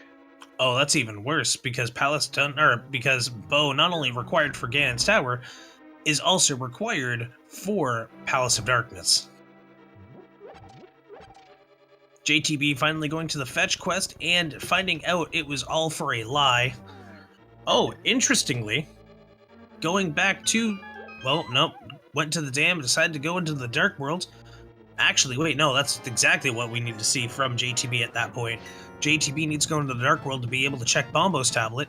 So we are likely going to see JTB finally going back, as predicted, hopefully. And that means we have our second runner in Go mode. Yeah, it looks like he's getting ready to go down there to check that Bombo's tablet. I mean, there's really nothing else he'd be coming over here for. He doesn't have the crystal from Skullwood, so wouldn't be coming here to do the Fat Fairy check.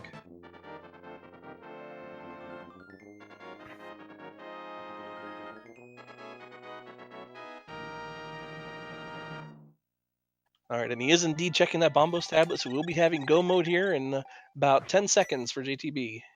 Anything short of a power outage right now would mean that JTB is effectively in Go mode.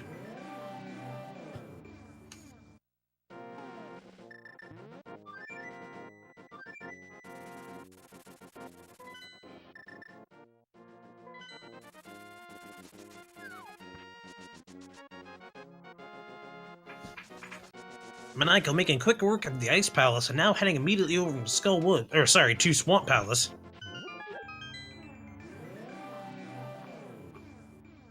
And TaterShaman about ready to go find his flippers as well. Which means we are now 3 runners into Go mode as soon as that happens.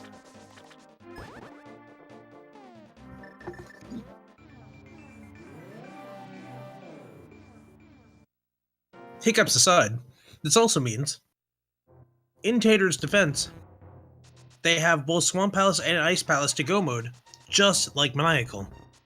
While this does not necessarily mean there's going to be a lot of difference made up, depending on how quickly TaterShaman can route this, there may be a significant pickup in the difference between these two runners, and it could still become anybody's race. Yeah, I would say the edge that Maniacal has right now, he did already go in and clear out that Ice Palace, so he is about a dungeon ahead of TaterShaman here.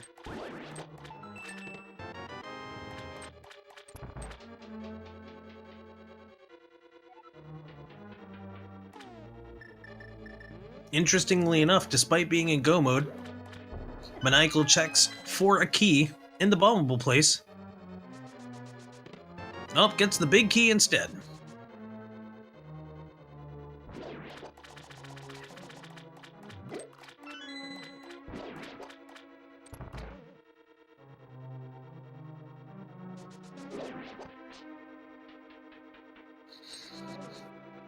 And Serberoth does take down Vitreous. He finally got his revenge on that giant eyeball. What a relief, only to grab the shovel. As we know, that is the fetch quest dupe of the day. TaterShaman making good work of dodging and receiving the flippers. Which now means TaterShaman is in go mode.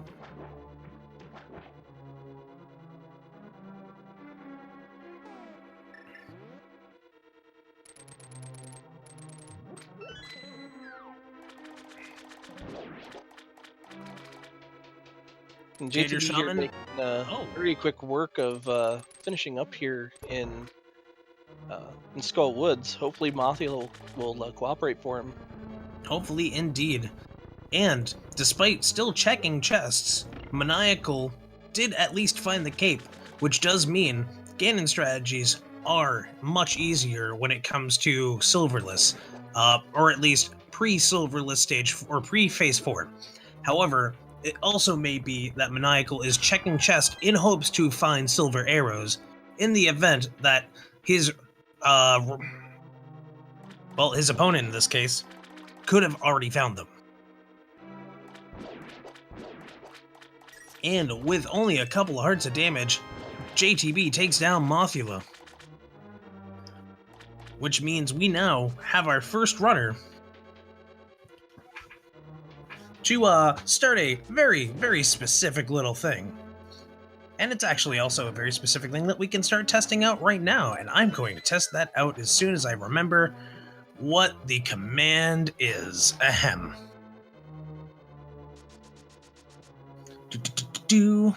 Yes. Ahem. Oh wait, wrong thing. And no caps. No caps. There we go. We are approaching Ganon's tower, and at this point, there are 22 chests that are going to be specifically possible to open before finding the key. Now, to be a part of our game, you feel free to guess whatever number you want, between 1 and 22. And after the first person enters the tower, we are going to make sure to leave all the guesses otherwise locked off. And what you win today is going to be an invisible, non-existent book of all of Cross Products jokes. Now, I do need to ask, what is your prediction for where this big key is going to be located? Since I am not going to be entering in chat, I am specifically going to say it's going to be Armost room top left chest. However, now that I also said that, with my luck, chances are it's going to be Bob's chest. That said, still sticking to my number one answer. How about you, Echoes? I'm hoping for the right side, the fourth chest that they check once they get through the torch room. That would be cool.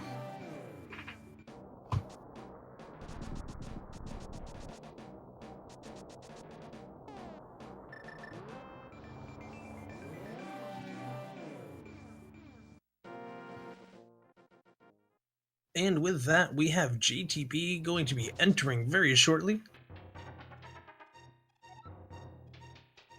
So I'm just going to press that, because according to my screen, he has entered.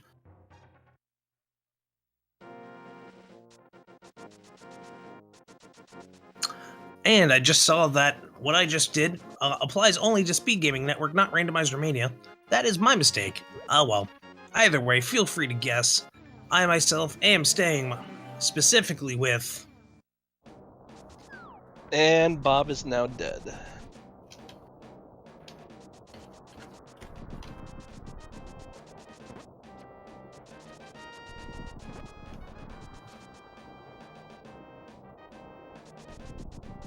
So JTB is electing to go to the left side first and leaving that right side, hoping that my prediction isn't true.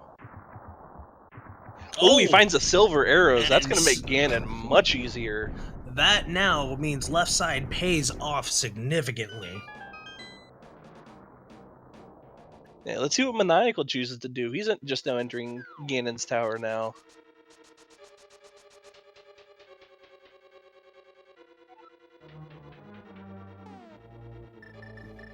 Oh?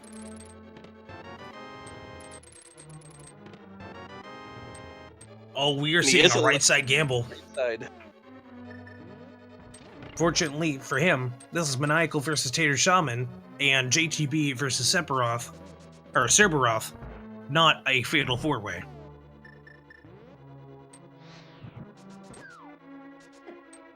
Because little does he know where the silver arrows actually are. See, now you kind of want that key to be on the left side. Skipping on Right? those silver arrows, it does make game a little bit harder, but still doable, especially with that tempered sword.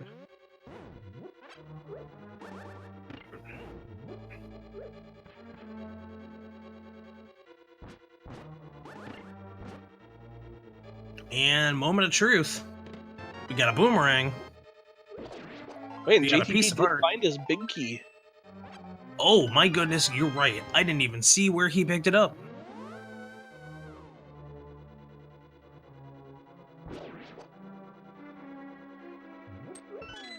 Did you by chance see where he picked it up? If I had to guess, it would be... It had to be in Randomizer, maybe? 9 caught it, or I mean, Storm Vision and chat caught it. It was number 9 chest. It was the chest specifically when you go through that little wall maze with 3 crawling bars of fire. So it appears there was no direct winner, so it looks like I'm keeping that invisible imaginary cross-product book of jokes to myself. And to all of the pun haters regretting that I'm keeping it. Maniacal grabbing the silver arrows as well.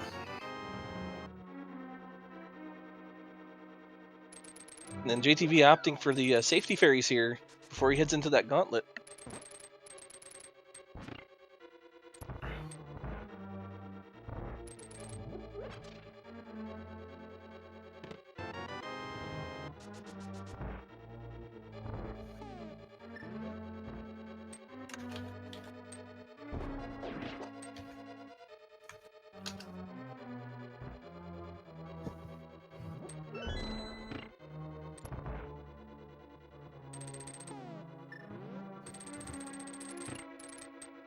Getting trolled a little bit there by that Beamos there, otherwise making fairly quick work of this gauntlet.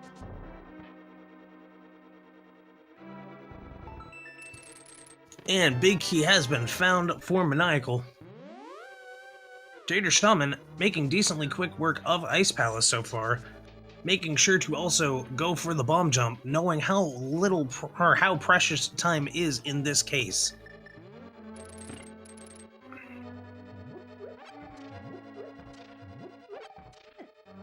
And here we see the custom sprite shimmy, and the bomb jump is pulled off without a hitch.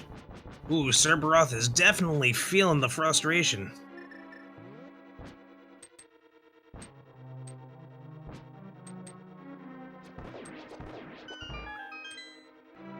Meanwhile, Lemolus goes down without a problem. Now coming up on probably my 2 favorite rooms in here, these Wizrobe rooms. Such a beautiful piece of artwork once you know how to take them out. Oh, absolutely. You gotta love that possibility.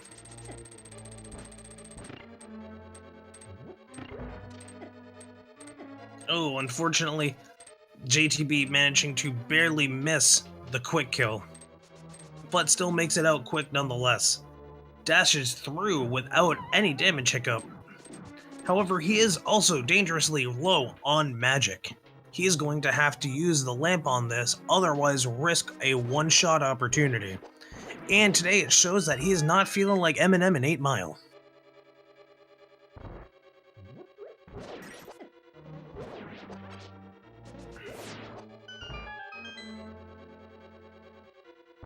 Maniacal also running through the gauntlet really quickly, and TaterShaman going and throwing down Bombos on top of Cold Stare.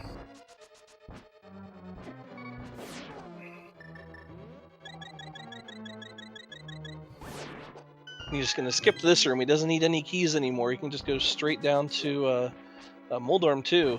Hopefully Moldorm cooperates. So at this point we have to wonder, 1, what's in the validation chest? 2, is Trolldorm 2 going to troll harder? Oh, and he skips that magic refill. Ooh. Does he have any blue potions for Ganon? I think he still has some blue, at least one blue potion left. Shoulder, I'm not playing nice so far. Nope. However, just getting the, oh, got the slash in at the last second.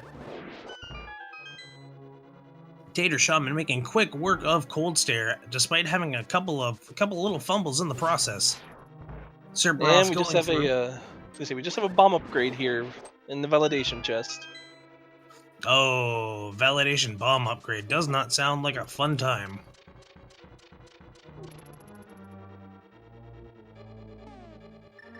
I'm really impressed with Maniacal is making very quick work of this Ganon's tower. That they are indeed, and it is actually really nice to see. However, that also does mean less positive things for TaterShaman, who is already on their way to the beginning of Ganon's tower.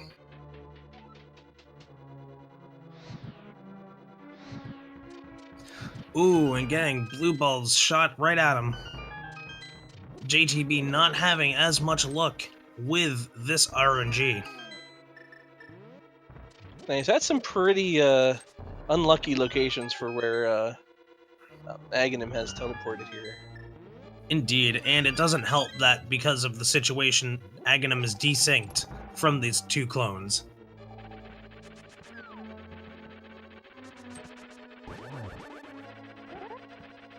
Oh, fortunately that last shot was just enough, and Serberoth is mighty frustrated with where the flippers could be. Interesting they chose to go through Ice Palace, considering that it was required items, or it was a required item. Yeah, and it's well, he might be coming through here looking for that bow, thinking that maybe the Oh, that's the right. bow was locked behind those flippers. I keep forgetting that they don't have the bow still.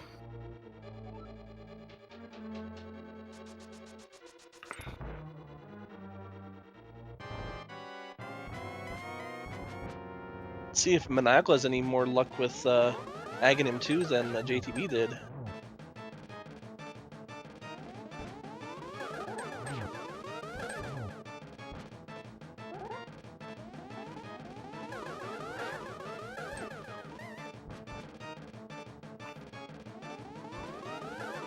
Meanwhile, JTB making very good use of the iframes using the hook shot to avoid those bats. Absolutely. And Maniacal had better luck indeed with Aghanim. And TaterShaman making the right side gamble. Oh, and JTB goes down. Oh, but a fairy. Yeah, I do believe he has just a couple fairies that he picked up for backup here. Once again, really, really playing it to the point of making sure you cover yourself in your safeties. Gotta give respect to any reference to Spaceballs in the dialogue here. Now, if you're JTB, you gotta hope that you get this torch glitch. He is very low on magic, and I don't think he has a magic refill. You are right. I was actually wrong earlier in thinking he had one. He does not.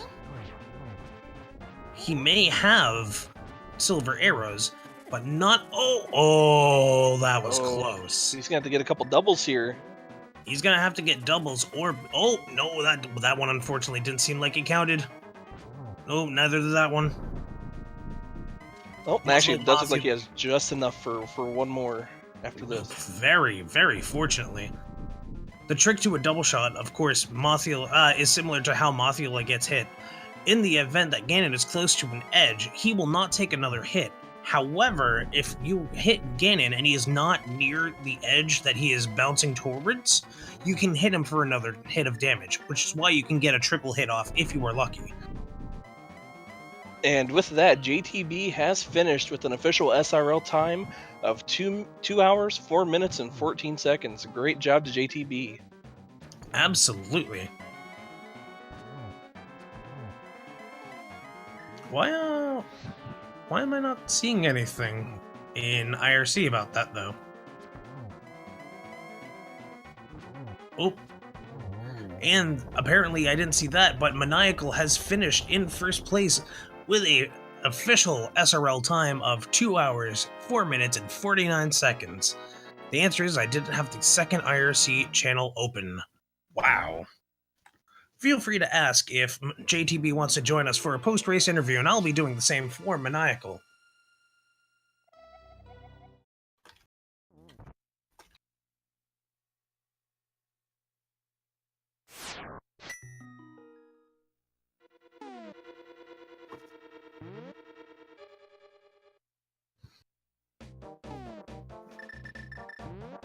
Very unfortunate for Serberoth not being able to manage.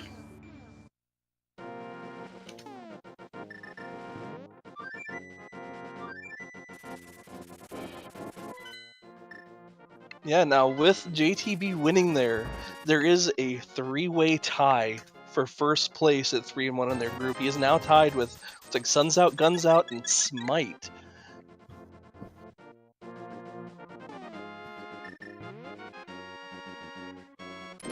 Alright, so it looks like JTB will be joining us here for an interview here shortly. Oh, excellent. And so will Maniacal. In the meantime, Serberoth is going to have to figure out what they have missed. And as we know, the bow is in Skull Woods, and Turtle Rock happens to have the one and only flippers. Oh, and it appears we now can say hello to JTB. Welcome, Hello, JTB everyone. and GG. Congratulations there, GG. JTB. Great race there. I'm very glad to be done with that seed. As we can tell. Did anyone else finish yet, or? Maniacal literally finished a minute and a half right after you. Okay. Oh, that was a stressful seed. Yeah, now, I do have to ask, that early jump straight into Turtle Rock where you found the flippers, what were you thinking at that point? It was like, I'm up there. I was like, I know I can't check much, but I was like, I'm just gonna go ahead and do it and see what I can find. And before I found the flippers there, I was just full on panicking. I thought I was so far behind because of what happened in Hera. Yeah, So, skipping out on that hook shot. yeah, I was like, I fell down, and it's probably nothing in here, so it kind of backfired on me. But as soon as I found those flippers, I felt like I was doing a lot better. Yeah, even though you had one gamble that didn't pay off, the second one definitely made up for it. Did other people just have to backtrack to Turtle Rock to find it, or what? Believe it or not, right now, as we speak, you were the first one to find him in Turtle Rock. The item that everyone was missing was indeed the flippers, and Wow. your opponent still hasn't found them yet. It's such a just awkward place for them to be. Oh, I mean, yeah. you're thinking that, okay, fire rods and desert, I probably don't need to go to Turtle Rock until I have fire rod at the very least.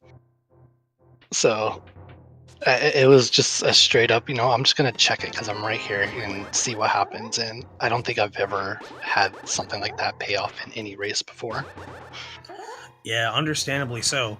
Interesting for you to also have noted the early bow in in Skull Woods also paid off. Yeah, I don't usually go that far in, but I was like, this race was just like, I'm gonna do stuff that I normally don't do. I'm not gonna play gamble as much, with the exception of Hera. And yeah, I was like, okay, I'll take a bow and go ahead and do stuff. Yeah, I was going to say, we did see that, other racers decided to do the exact opposite. They went in there, they checked, the first little bit of Skull Woods and then decided to dip out without getting that bow for so long. I think I've been trolled by that before, so it's always been in the back of my mind that, okay, maybe that one chest has something. Well, arguably, you've also got trolled by that in this seed with Tower of Hera.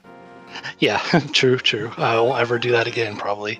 I mean, we all say that, but it's version 26, let's be real.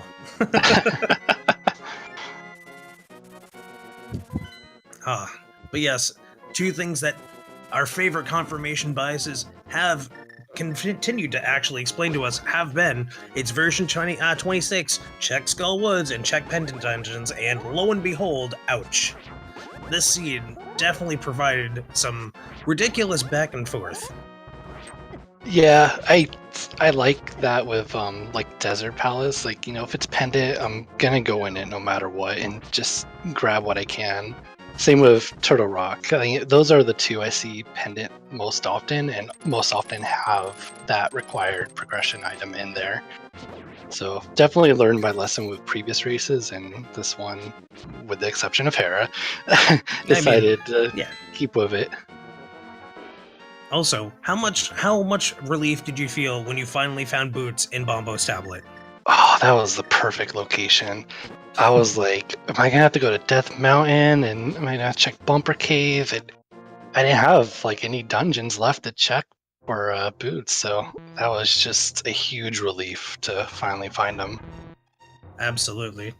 In the other race going on, Maniacal, I believe, found them first, and we were all losing our minds. It's kind of a weird location, but it is still the perfect location for why it was needed. Oh, absolutely. It's also funny because several people I know have even said, yeah, Bombos is something a lot of people tend to neglect, and I was literally saying the exact same thing as the Boots were first found. So it's you to think that Boots were not in a more convenient location. My bad.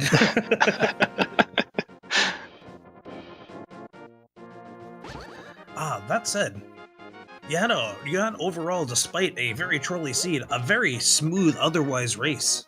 And congrats to you on that one. Thank you. I was actually pretty happy with doing lanternless pod. It's something I've practiced a lot, so I'm glad that I actually pulled it off. Oh, that's awesome.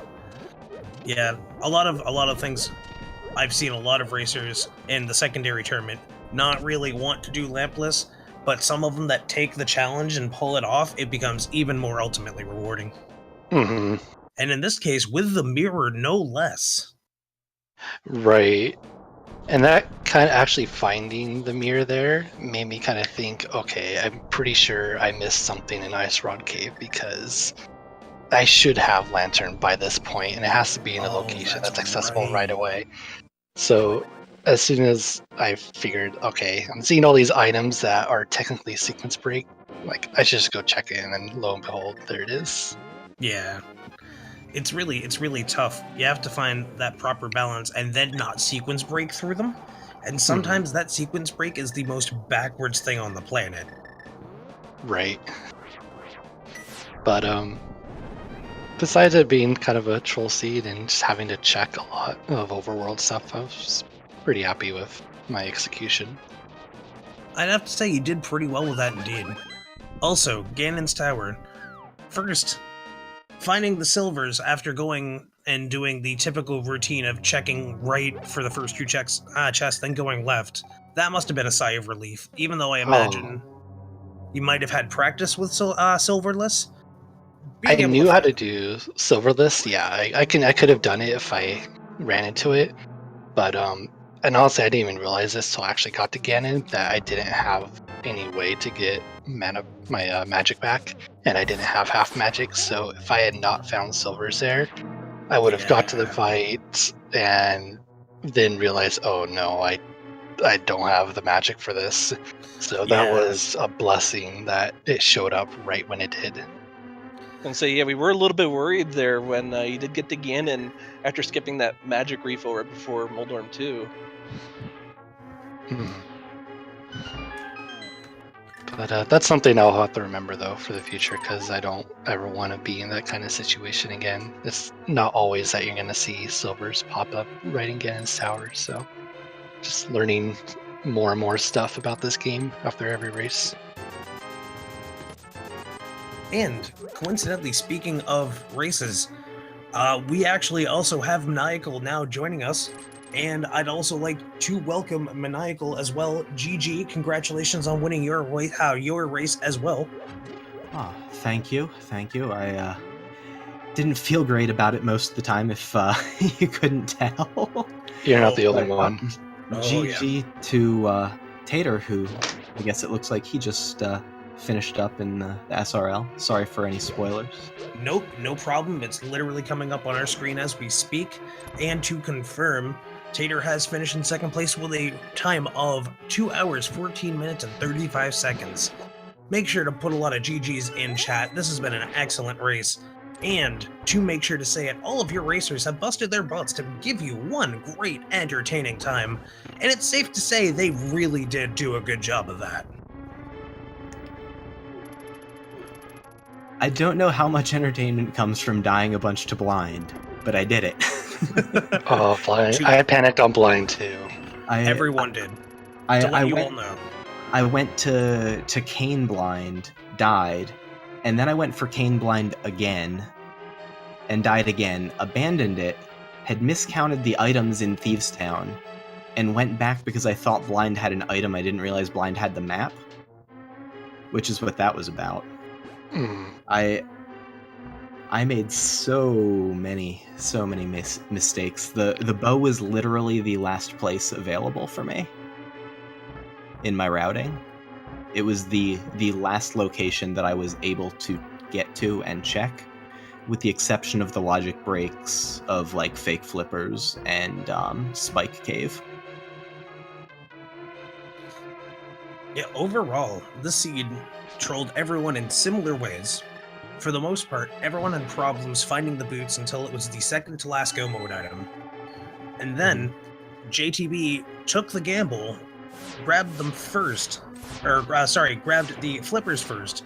You soon followed, and then TaterShaman was about 2-3 minutes behind you on that, I think?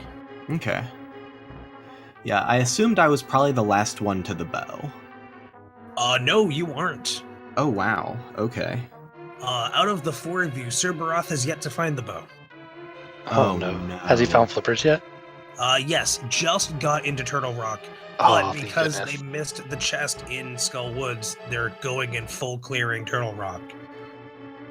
Aw, shucks. I know. I'm Oh, internally that could have empathizing. been awful if you didn't find the bow early, because you'll find fire. Oh, that's terrible. All of us are feeling for Serberoth right now so much, because no one wants to unnecessarily have to go in full clear Turtle Rock. Right. No, Especially I realized about 5 seconds after I got the bow, I was like, wait, this is Green Pendant. I should be mirroring right now. You definitely made a good call with that. As soon as you went downstairs, we went, wait. And then the moment you went into the menu, we went, oh, okay, no, we're good. Yeah, I was just autopiloting. Same reason I got that first chest in Swamp and the first chest in Ice Palace. That does happen. I just... Sometimes it just doesn't click until you made the first action and go, oh, wait. Yeah, I was like, oh, wait. But then I ended up getting the cape out of it, which I was not unhappy about. But Yeah. I never used it. But it was I mean- it was a nice thing to have to fall back on. Exactly. Much like half magic at this point, it was a luxury item, but it definitely would have helped if you needed it.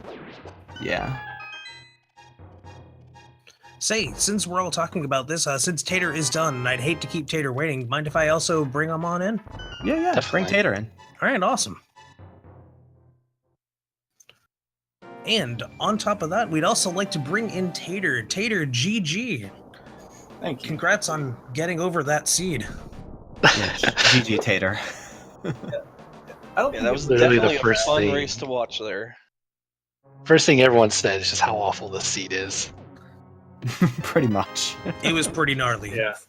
I didn't think it was that bad because I feel like my routing kind of hurt me the most on that because I forgot to check Turtle Rock to see what pendant it was. So I'm just like, I'm going to ignore that for a while and come back and bite me a little bit. It did. But nonetheless, overall, the seed, despite not being as trolly as it could be, because we've seen plenty of other seeds in this tournament that have been notorious, like discovering an hour in that AGA 1 is actually required for the second gloves. That was... Ugh. That is not a fun time. Oh wait, not the second gloves, it was the hammer. Sorry, had to correct myself on that one. Nonetheless, it was brutal. But still, for something like this when you're not expecting it, and when all the circumstances just pile on as they did for all of you. Yeah, no, this seed got kind of gnarly. Yeah. I'm excited to watch that one back and just see how it went Likewise. for everyone. I'm sure it was varying degrees of disaster all across the board, but Yeah, Oh, and my 3 deaths to Vitreous. Ooh. so you all made similar mistakes. It's just different varying degrees of said mistakes. You all fell to Vitreous, I think, at least once. You all fell to Blind. I beat Blind and Vitreous one shot. Never gonna mind. say, I am I don't totally think I'd- forgetting everything right now. My memory is apparently also on Randomizer. I almost died. I died twice to Blind, but I don't think I took other deaths. See, Okay. I got through Blind without a death, so that was luck. But Never mind. Not to sound like I'm pot-shotting them, but it may have been that Serberoth died so much that I kind of accidentally mixed in some of the numbers. That's okay. At least nobody else bailed on Hera like I did. I hope. As Ooh. far as I know, that wasn't the case. Oh, yeah, I think someone else. you were the only one who did bail out on Tower Hera after missing that bomb jump. Oh, I almost did. I missed the bomb jump and I said, oh gosh. And just went and redid the whole dungeon. Not to interrupt, Good but call. just wanted to empathize with Serberoth taking a death on the last chest on the bridge, but fortunately at least went for the safety route and bombed open the door. Oh yeah, I do that Yeah. too. Whenever I have to go that far into Turok. Oh, absolutely. It's very valid. Yeah, I also want to point out that looks like the 4th sword was also in Turtle Rock in the big chest there. Oh yeah, that's right. Hmm. Because Serberoth hasn't gotten either item in Skull Woods. Oh no. Oh wow. Yeah, it looks like what's happened with Serberoth. They went straight for Mothula and didn't check anything else in Skull Woods. Which, despite that being, good for other logic, unfortunately, this is version 26, and everyone's favorite confirmation bias is, feel free to repeat it with me, we'll all sound really terrible together over the internet. But, of course, check Skull Woods and check Pendant Dungeons, and it just became varying degrees for each seed.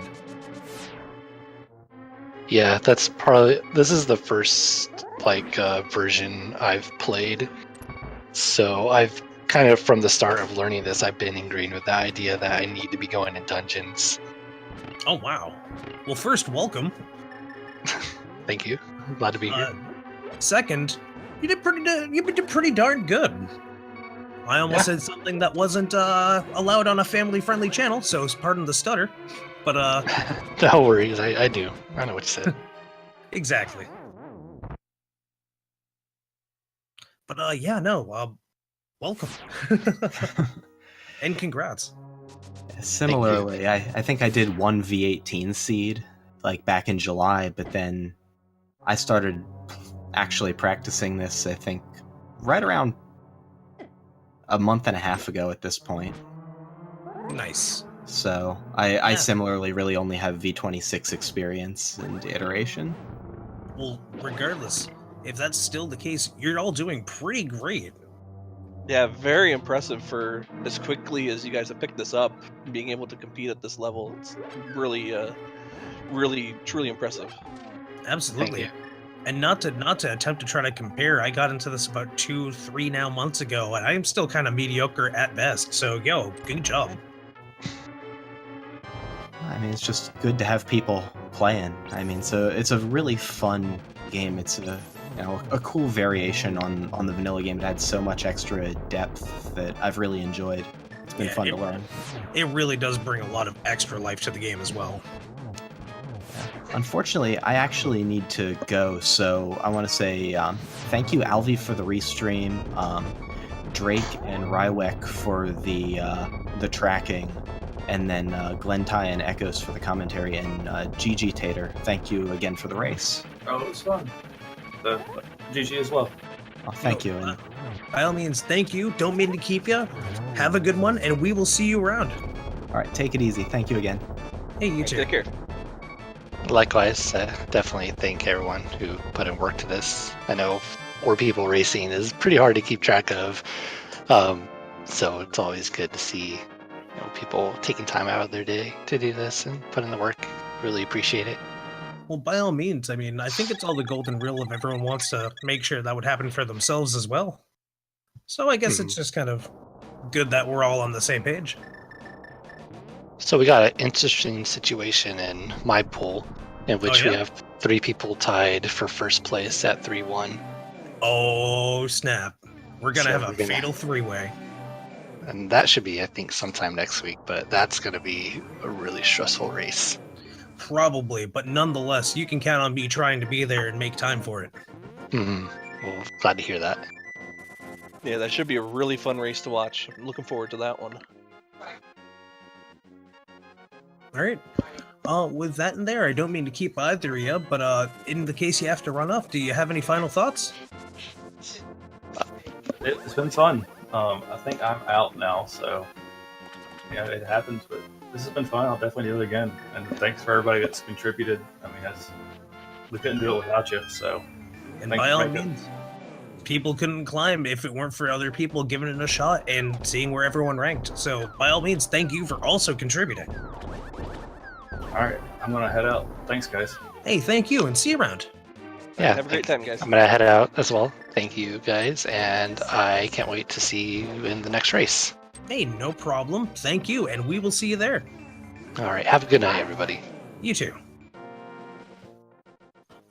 And once again, we'd like to remind you all that not only is this community excellent, but because of the amount of entertainment this race has given all of us, and because everyone likes a little bit of love, when it's not just the only thing you find in a randomizer, please make sure to go and follow all of our racers. Make sure TaterShaman, Maniacal, JTB, and Serberoth get a little bit of your appreciation, as well as make sure to give some love over to Alvi for the restream, both Drake Tempest and Rywek for their non-stop, just constantly going on crazy tracking that has been going on between both of them.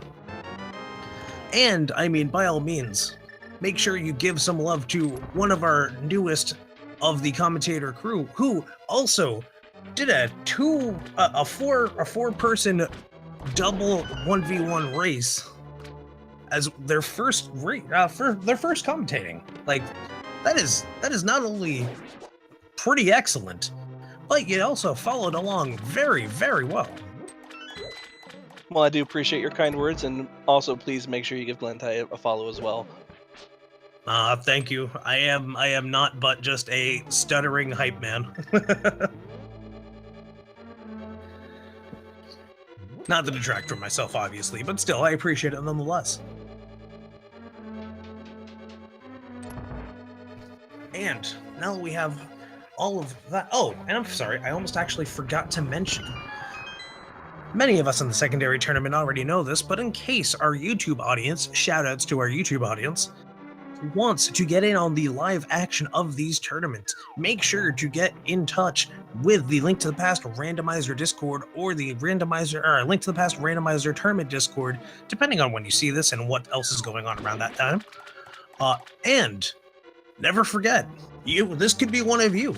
You could join in and have the fun with all of us, or you can join in, chill, watch it, enjoy, and still have all the fun with all of us. Feel free to hang out with us, and we'll make sure to keep on putting on awesome entertainment for all of you. You can also see them live at twitch.tv/randomizermania, randomizermania 2-4, also Speed Gaming and Speed Gaming 2-4. Long-winded note aside, I do want to mention that right now, Serberoth has indeed found the necessary items for, well, almost everything, and is a bow away from go mode. Yeah, we just need to hope that they finally make their way back up to Skull Woods once they clear out, this last dungeon that, this one and Ice Palace. They didn't complete Ice Palace as well.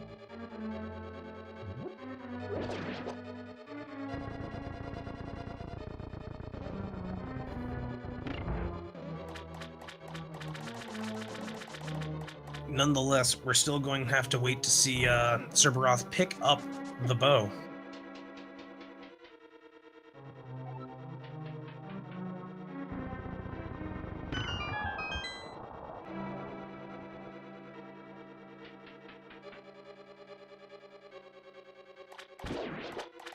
Don't mind me, I saw that the commentator information was wrong, so I'm just gonna update that with the appropriate restreamers and trackers.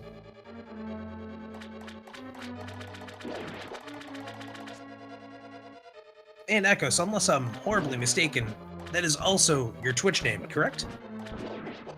It is the Echoes, _Echoes. Good to know.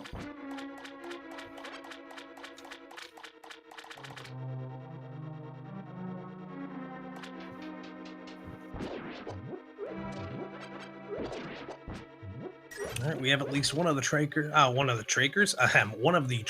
on here.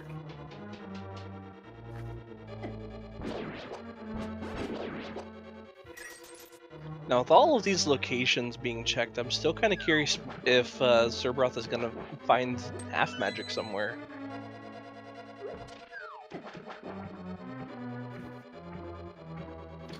You know, that is a good question. We still have yet to see half magic. If I'm correct... Wait, we didn't see Green Pendant either, did we? Oh, that's a good thought. Oh, no, we haven't. And if I'm correct, our most knights did have an item? Although that was a while ago and I might have miscounted. That is possible. Ooh, Serberoth is the only one to get the mushroom.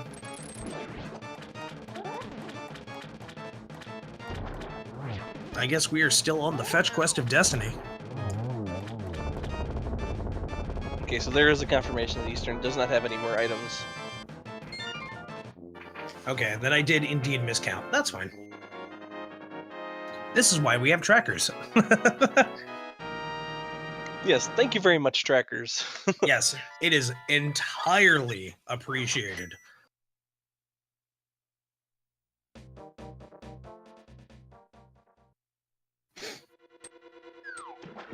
Because sometimes my goldfish brain only holds so much.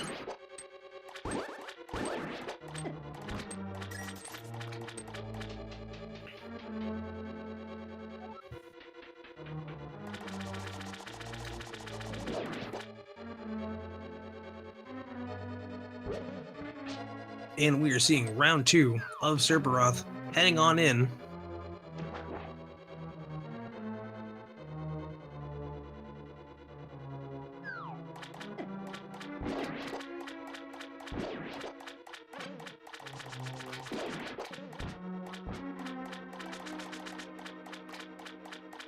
Fortunately, Serberoth does not flood the key.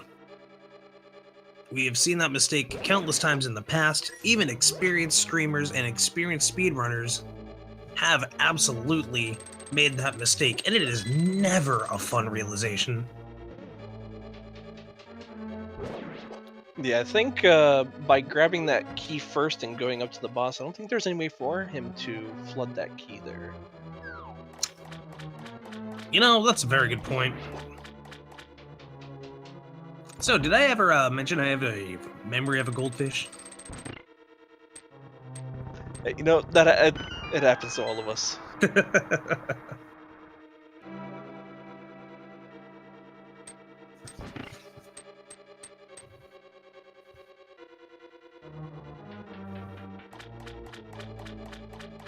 And just because it was asked in chat, yes, Mythbusters did prove that is inaccurate. It's just more of an expression for me nowadays.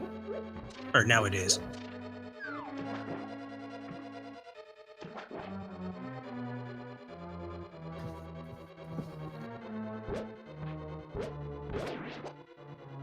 You know, I wonder what it's going to take for Serberoth to go back to Skullwoods.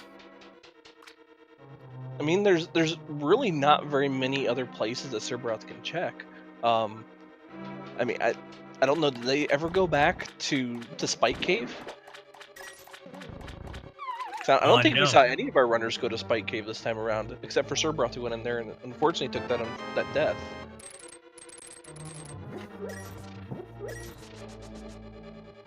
Yeah, I think Skull Woods is one of the only other places aside from Spike Cave they have left.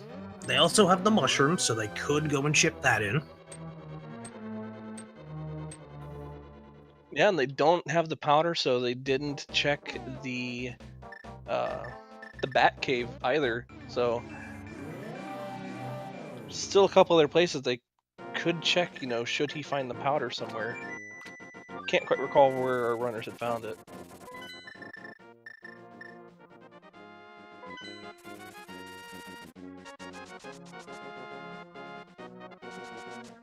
Ah, thank you, Drake Tempest. It was in the cave above the graveyard.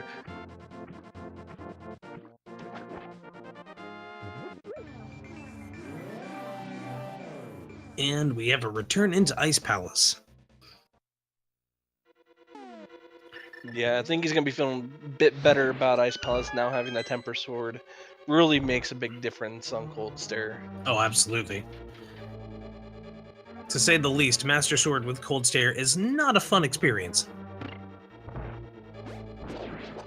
Yeah, especially with not having, you know, half magic either. I mean, that really does, you know, make those little Cold Stare puffballs a bit difficult to take down with just having that Master Sword.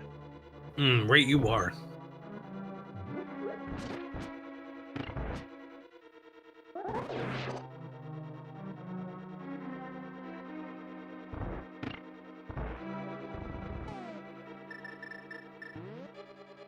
Yeah, thankfully for Serberoth, they did already come in here to Ice Palace. So they don't really need to clear anything. They're probably just going to be going straight for Cold Stare.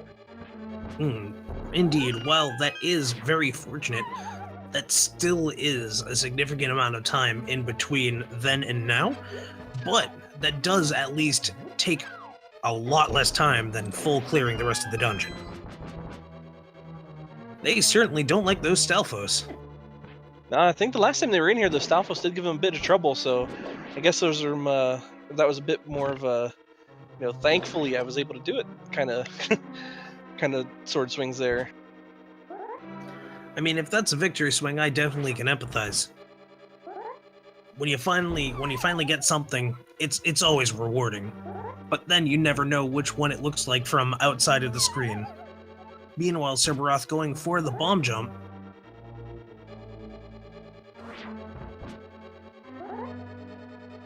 Oh, just a little too low.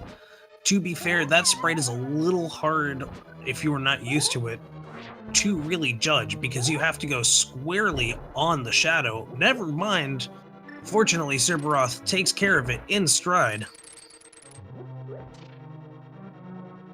Yeah, depending on the sprites that you choose and how you learn to do that bomb jump, it can be a bit difficult. I know when I learned how to do that bomb jump, I learned by using the you know, the sprite shadow, so it's fairly consistent between sprites.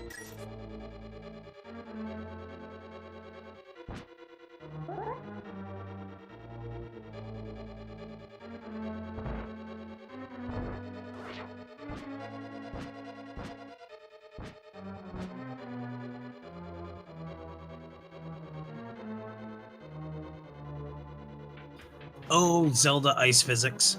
Please change. Yeah, those stairs are probably the worst thing to try to go down, you know, without having those boots. Yeah, because otherwise it's just a Benny Hill sequence the entire time. You might as well have Yakety Sax playing in the background.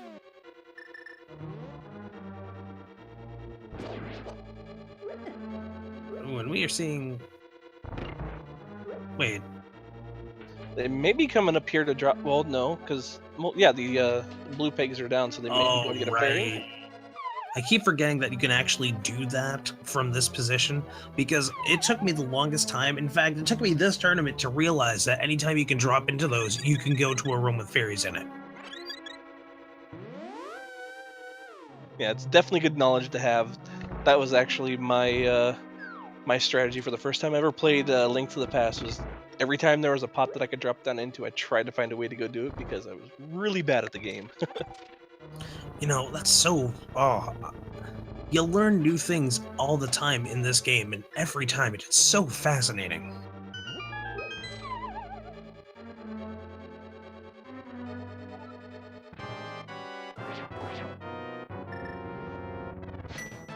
And making sure to save more magic, Bombos has been deployed. And we're going to see the attempt on... Oh, unfortunately, the RNG was not with Serberoth on that one. Yeah, that little ice crystal falling down really really trolled him there.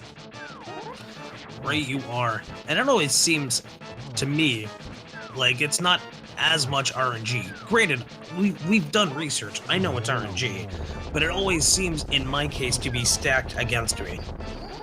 Oh, always. I know when I'm coming down here to fight Cold Stare, 9 times out of 10, that first ice crystal drops right next to Cold Stare, so I can't get that first swing out and knocking him into the corner. And now, with the Tempered Sword in hand, William Shatner announces Cold Stare has been defeated. Sorry, I was stuttering a lot and I figured I'd just make a joke out of it. Alright, now let's see where Serberoth does go from here. See if he finally goes back up to Skull Woods or if he's going to check some more of the overworld spots. Well, the first thing he has to do, unfortunately, is go to a different spot so he doesn't end up mirroring right onto a hard object. For some reason, bushes don't count as that. I'm assuming because they're so easy to pick up and they're slashable, so they kind of have the same general characteristic as the grass, even though they are a liftable item. And with Kakariko here, we are not seeing a mushroom being turned in. Did they pick up magic powder? I don't think so. They may be trying to go for that mushroom glitch. Oh, okay. That would make sense. They're going to be very disappointed. Yeah, this is one of the newer tricks that's been discovered. You know, if you use the Key of Samario and quickly menu while it's doing that little noise and switch over to the mushroom, it'll actually fire powder, and you can activate this bat by doing that.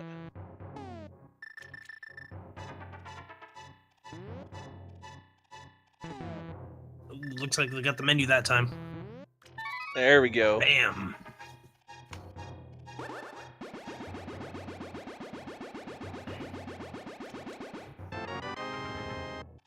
And just a bottle for their triples. On the bright side, it does give them another safety option. Yeah, and plenty of rupees to go fill up those bottles with blue potions. Absolutely. All circling back to the conversation we had earlier where we both agreed, even in the long run, bottle's not a bad thing to finally acquire, especially when it comes to late game. Oh, we are seeing a mushroom drop off.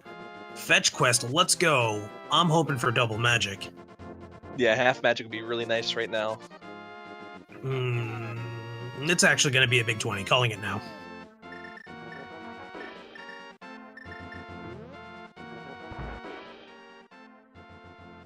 Oh, no. Okay, 300. Close. 300. I will take that compromise. Interesting. Going... Oh, I see. Refilling up the magic before... Yep, filling the other 2 bottles for safeties. Yeah, good idea there, getting that magic back. Only 60 rupees. Pretty easy to do there with as many rupees as Serberoth has been able to collect. Absolutely. And with the amount that they got for that trade-in, they ended up only realistically spending they only ended up spending a net worth of 80 rupees. Definitely one heck of a trade for 3 potions.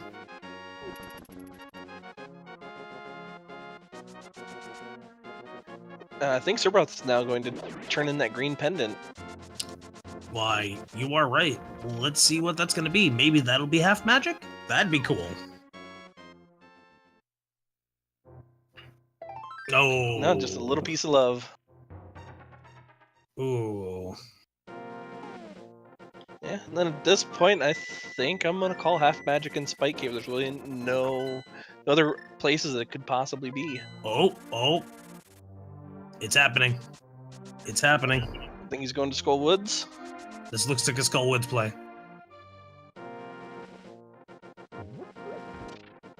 either Skull Woods or that Graveyard Ledge, as Rybook has pointed out here. No, it is indeed Skull Woods. He's gonna find his butter sword and his bow. Yes.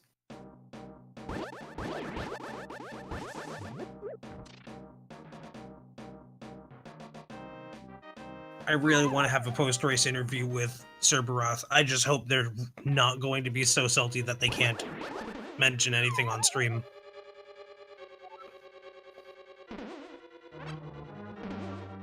Oh, and that means Serberoth's going to get the butter sword. A nice consolation after everything.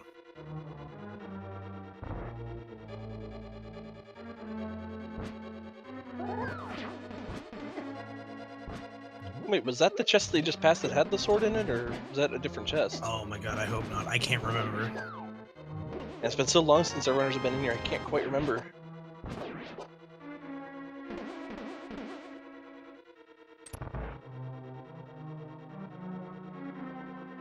Or wait, maybe it was this chest. No, that was the map. Yeah, I think it was the other chest that had the sword in it, because I remember it. The big chest has had a key in it. Oh, you're right. And the bow is behind the this annoying room that's coming up with the two Gibdos. Oh, not like this. Not like this. I just really want Serberoth to find the bow. I hate being in this position. I hate not being able to find out where something is. And now my definitely not empathetic a good side's coming feeling out to on have. it.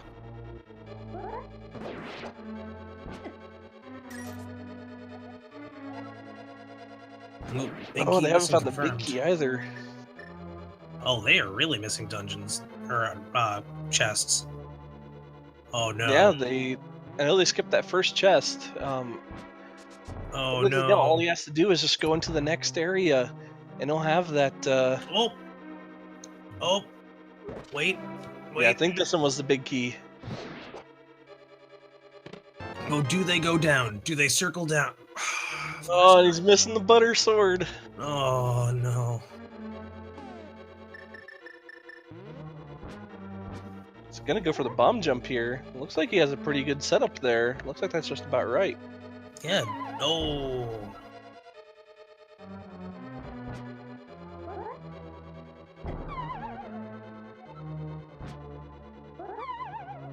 Yeah, it looked like that that initial setup, like right there, that's perfect. Yep. Unfortunately, not just with these sprites, but for anyone not used to the bomb jump, it's really hard to properly gauge because you don't exactly know where the back of your feet rest on that ledge.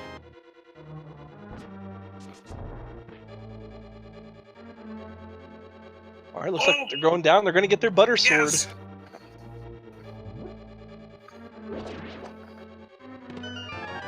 Item 1 has been found. All right, now let's hope they remember the other chest that they have the bow in. That looked like a very, very happy relief of I found something. Yeah, after going for so long, just getting something, even like a sword upgrade when you have the tempered sword, can really lift your spirits. And now, bow time. Let's go.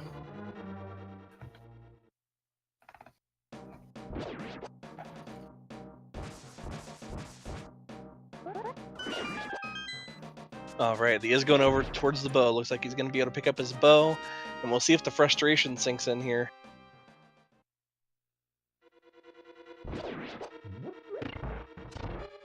This is also a really nice room to have that Cane of Samaria for, just being able to push down that block. Oh, Not it's a having to worry about beautiful pushing that moment. statue. It's a beautiful moment when you can pull that off. Oh, we got the 2 rude for you Skelebros, and the bow has been achieved! We now have And- go mode for Serberoth. Yeah, I was going to say, and with that, Serberoth is indeed in go mode now. And you know what's more satisfying than just normal go mode? Go mode dungeons with a lot of chests, like go moding Palace of Darkness, or go moding Misery Mire, or go moding Ice Palace, or especially Swamp Palace. Oh, they did Clear Pod for the most part.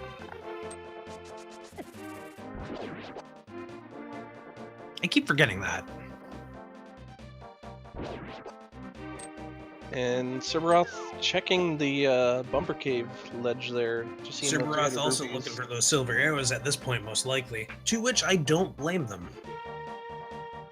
Yeah, little do they know, they are going to be most likely finding Ganon's tower, as it is along the path of getting that big key.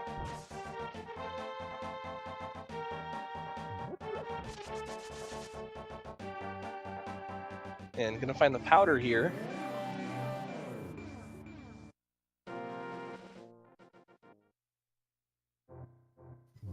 While it is a little bit of irony that they find it now, it does mean Yeah. Ganon's tower is going to give them lots of safeties. Yeah, so many anti-fairies, and there's a couple bunny beams in there as well you can powder for the fairies, so really makes your ascent up Ganon's tower much, much safer.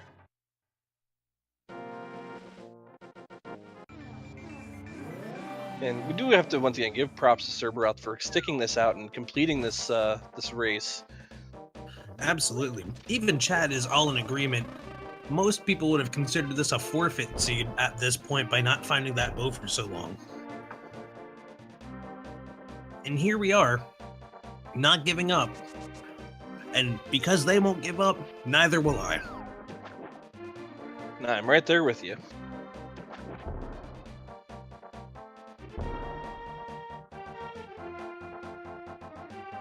So Serberoth's likely just gonna make quick work of Pod, finally be able to get up to Ganon's tower and finish out this seed strong. You know, realistically thinking about it, at what point would you give up? I probably, in their shoes, I probably would have given up at about, I don't know what time they have because I don't see their timer, but if it were about 2:45, I'd be tempted, but I'd still go and just literally check over everything. Yeah, I'm pretty much right there with you.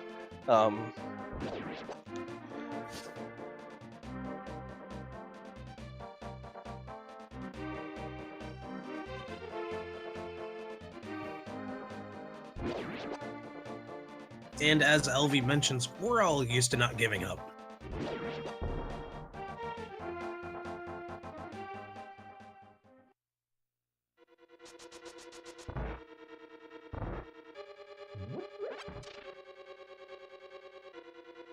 Yeah, I know with me personally, I probably would have given up right around, the second or third death to Vitreous having to go into Misery Mire. That would have probably put me so far on tilt that I probably wouldn't have been able to finish this race. So once again, big props to Serberoth here. Absolutely. It is very much something that will cause a lot of salt. Although admittedly, I probably wouldn't have given up at that point myself. Mainly because I operate on spite. But that's not to detract from our current race right now.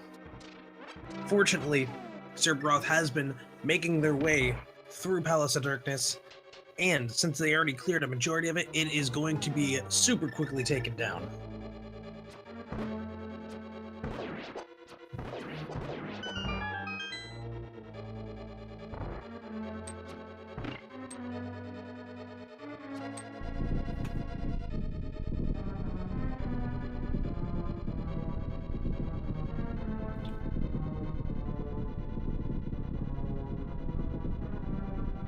Meanwhile, in chat, also, Maniacal mentioning that they were sorry for ducking up because they had to take a call, but by all means, we were just glad to make sure to have them on for post-race interview and for the stream overall as it was. Yeah, it's definitely a great race put on by all these runners here. Absolutely. Oh, and Serberoth getting down here, not having a key to continue on to... Oh, they forgot that one chest. I looked at that one chest and I thought, did they count that chest? They must have at this point. Glenn, your assumptions, once again, are your downfall.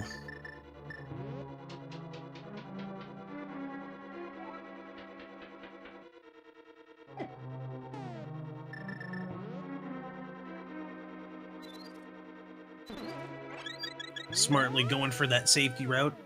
You never want to take that risk when you can make sure to prevent it from happening.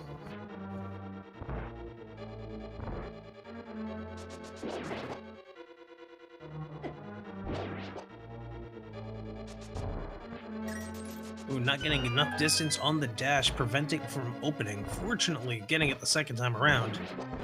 Making quick work of the mimics. Oh, just timing that dash a little too late, but getting it the second time around. Yeah, and I do like the the bonks there, to break those walls. That's something I didn't know about until playing this game over a few times. You could actually bonk into those walls to to break them instead of having to use bombs. Indeed. To be fair, I actually didn't learn until I watched Zelda speed race this on an AGDQ. Yeah, I think that was about that was about the time that I had figured it out too. Because admittedly, when I first played Link to the Past, I never actually killed Ganon up until I started playing Randomizer. So, to be fair, I feel that was a case for a lot of people. Whether they admit it or not is their decision. But kudos, because I'll admit it, I only beat it once and it was out of luck.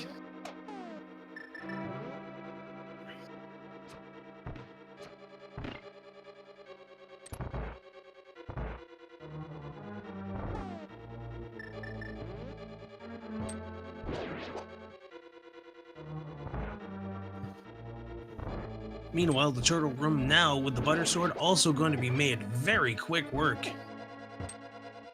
yeah, having the butter sword and the lamp there makes this room so much easier. Absolutely. So nothing more frustrating in my opinion than going into that room, not having the lamp and just getting smacked in the face by those turtles over and over again.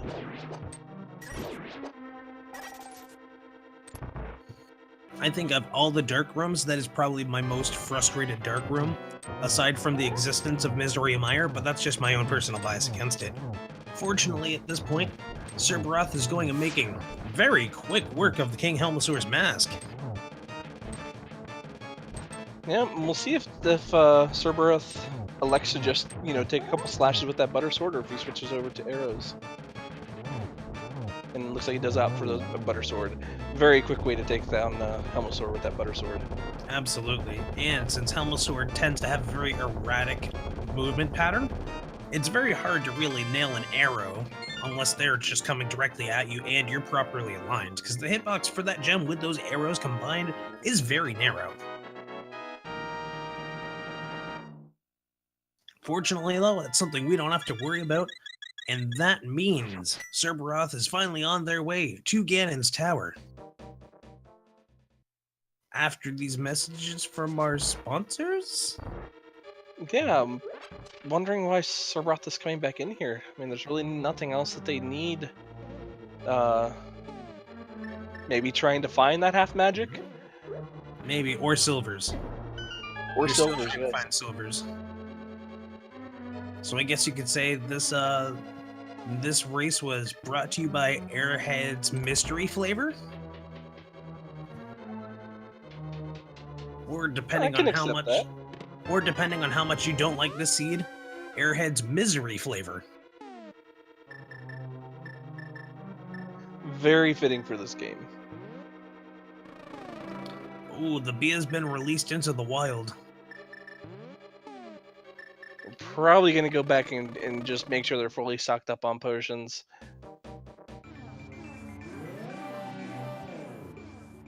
Yeah, that was another thing I didn't realize you could do with that golden bee. With the that bottle merchant in town, you can take the bee to them and you can get some money for that bee. Oh, that's true, you could do that.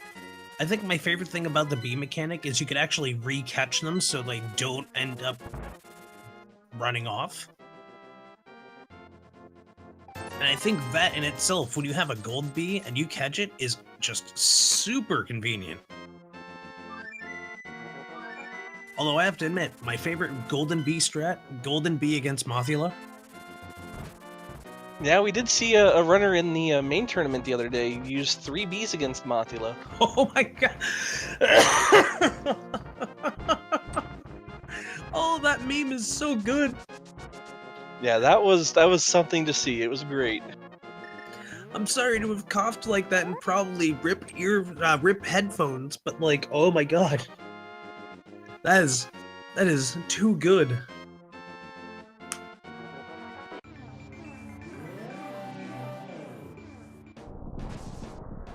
We're having a Spike Cave check. Now let's find out exactly what was in Spike Cave. I'm still calling that half magic. It's got to be somewhere. Somewhere indeed. So, I mean, at this point, it's either here, behind Ice Armos, or in the big chest in Gaden's Tower. I don't think it would be anywhere else. Ooh. And it's 300 rupees. Ganon's Tower it is. And they are electing to get hearts and go back out. Despite the fact that I've done this recently in casual runs, it really turns out the time difference is not really worth it. Yeah, plus, you know, by saving and quitting out, or actually by just going back through these spikes, I mean, you're going to be down here by the old man anyway. I mean, you may as well save and quit and just make sure you have, you know, full health. Yeah.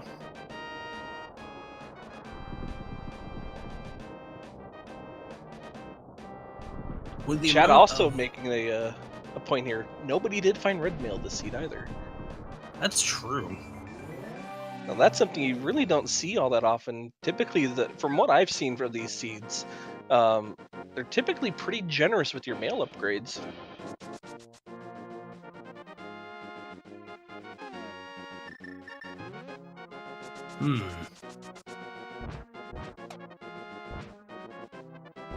You know, that has to be in Ganon's Tower, but since we saw the left side and the right side for the most part, that has to mean at least one of those must be in Rando Room. Yeah, either Rando Room in the room behind Ice Armos, because nobody did go back there. I also don't Bob's think chest. anybody. Yeah, I also don't think anybody checked the 2 chests that were right before going down to Moldorm 2 in that room with the 2 little Helmosaurs. Oh, that's a good point. Oh wait, yeah, those 3 other chests, because the one in that room and then the one with the and the 2 with the mini Helmosaurs went unchecked. If I remember correctly. Yeah, it does sound about right. So there are a couple other places where we couldn't find these last couple items to fill out these trackers.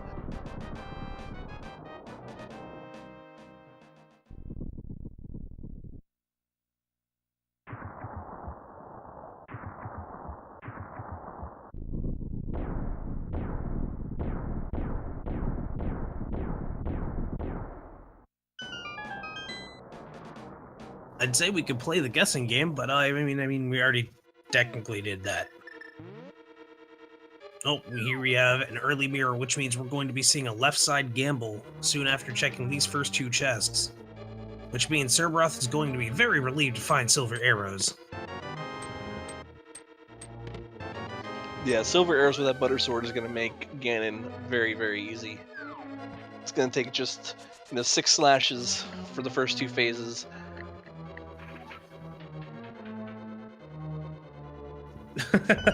Storm Vision, right off the bat, making a wild guess, a totally uneducated and not known of prior guess of 9. Why, that's a good call.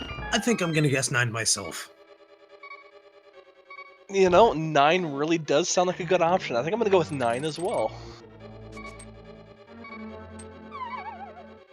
Ooh, a little bit of falling at the end there. Trying to get the jump off there when, oh, almost. Fortunately, you can still hook over to that. Yeah, that one can be a little bit tricky without grabbing that skull pot there. It really can be. I often find myself trying to do it by holding the sword and then backing up so I'm still facing the thing. And even then, I still manage. Oh, well, fortunately, Serberoth has got a fairy.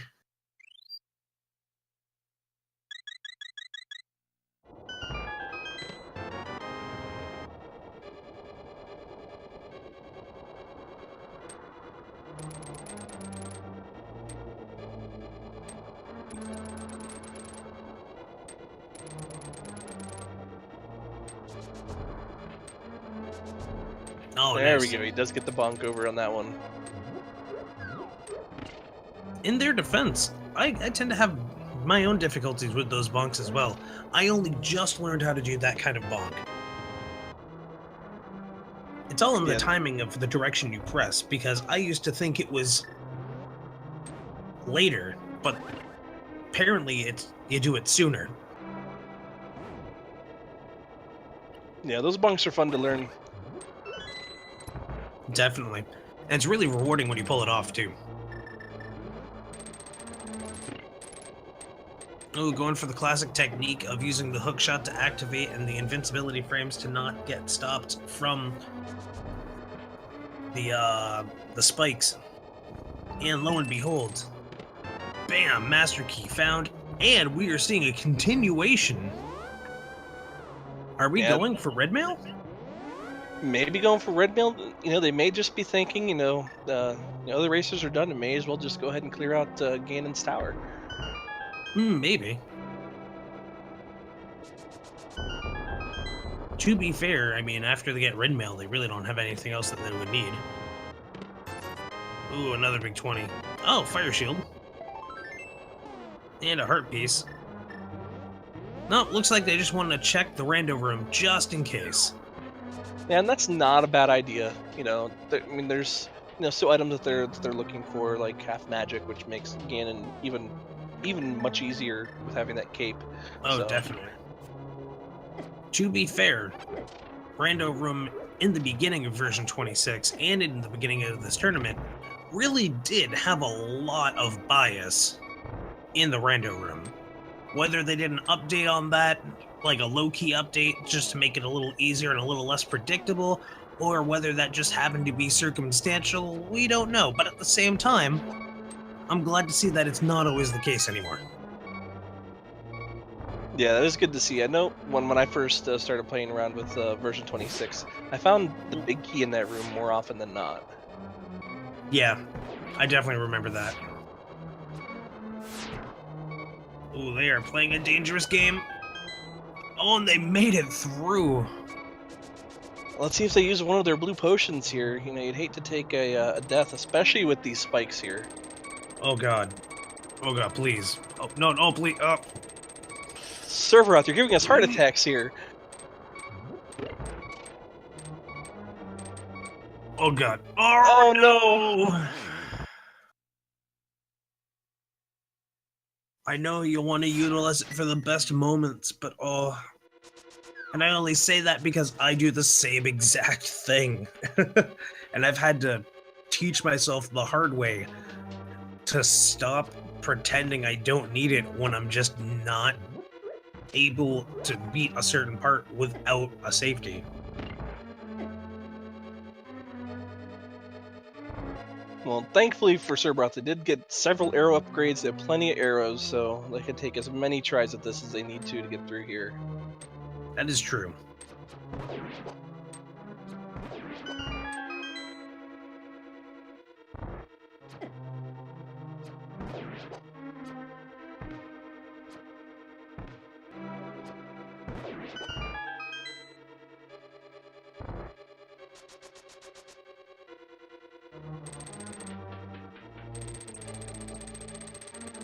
Coming here now with 5 hearts, definitely much easier to make it through this room than with 1. Absolutely.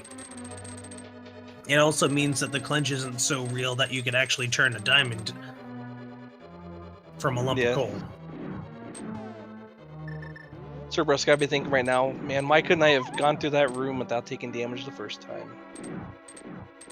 Ooh, Serberoth apparently not familiar with the idea of using the invincibility frames at that point to dash through, but nonetheless they make it without a hitch.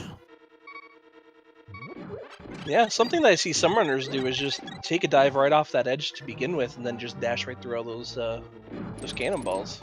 Really makes not having to dodge them much easier. Especially if you don't have half magic. It just makes it so you can just run right through and then just keep going on, because realistically, unless you prefer using magic, you don't really need a lot of it until, say, Ganon. You need a little of it for the Wizrobes, but you also get a little bit of a magic up. And if that happens to be your stun drop, you could just farm that. Right.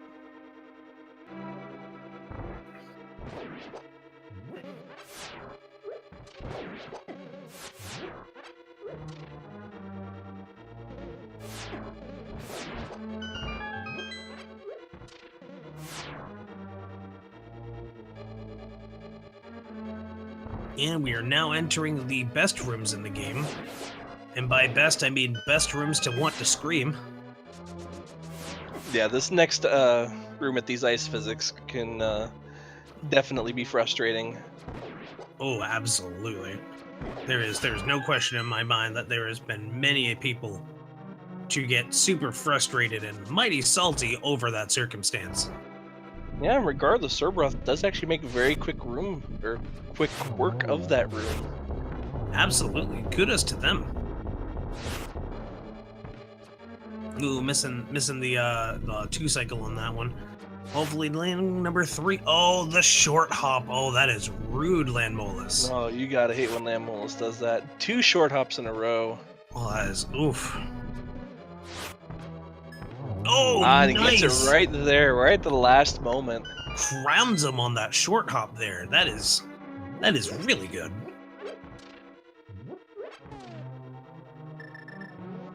And once again, coming up on my favorite rooms in Gain and Star, these Wizrobe rooms.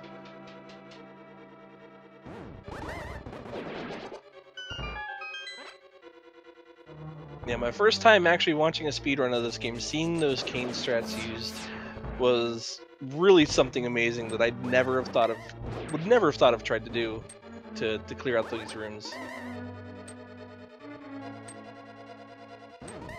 Yeah, no, realistically, until I saw that speedrun strat, I was always like, alright, this is the room I run around like a chicken with my head cut off, trying to hope that I get this done without taking all of my life out. And then I watched someone do this, and I went, oh my goodness, it really is that easy. Yeah, Serberoth taking out some frustration slashes there as those bottom 2 Wizrobes were giving him a little bit of trouble there. With how the rest of the seed went, I can only empathize. Because that is, without a doubt, frustrating. Oh, and Serberoth is going for the long haul. Very nice torch room. So far. Surprising that they went with the walk, but at the same time, the fact that they could pull off the walk for that entire room and not worry about having to do it over? Really clear. Really, really good job. Oh, interesting. Starting off with the top right. A strat I don't normally see, but at the same time, if it works, it works. Oh, and here we have the last chance to see the 3 chests. Oh, compass. There seems to usually be some sort of dungeon item in this room. Oh, it's a heart piece. At least it could have been worse. Magic boomerang to get that whole bottle refilled. Not bad indeed. Alright, now we just have this last chest here in this Ooh, last room here before Moldorm. using the walking dodge strat instead of the dash strat. That is on point.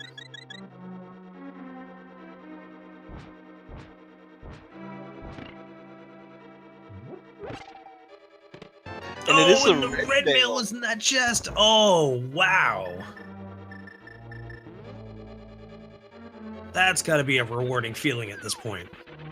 Yeah, really. Oh, Oh, how mighty have fallen. Trolldorm living up to his name. Trolldorm 3, Trolldorm with a vengeance. What happened to Trolldorm 2? Don't worry about it.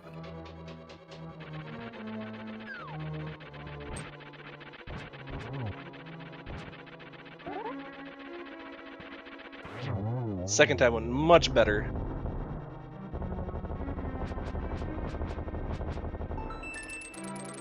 And oh, the Oh, auto skipping the disrespect. validation chest. As we know, that was the one chest that you wouldn't mind skipping, I think. But nonetheless, man, that's salty. That's salty. I can't even call it a DQ because I mean, they're just finishing the race at this point. But still.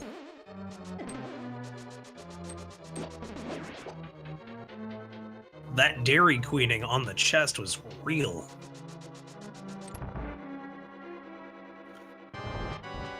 I believe there was just, what, a bomb upgrade in that chest? Oh, that's right, it was a bomb upgrade. Thank you. Ooh, trying to get all 3, only end up getting the 1, but nonetheless, that is better than 0. And we are at 2 cycles of 1. Oh.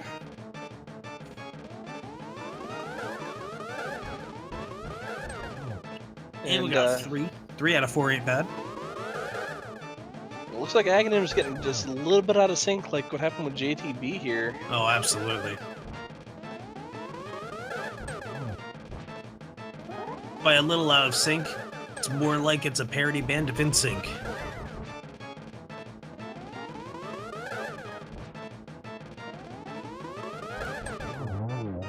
And Aghanim is down.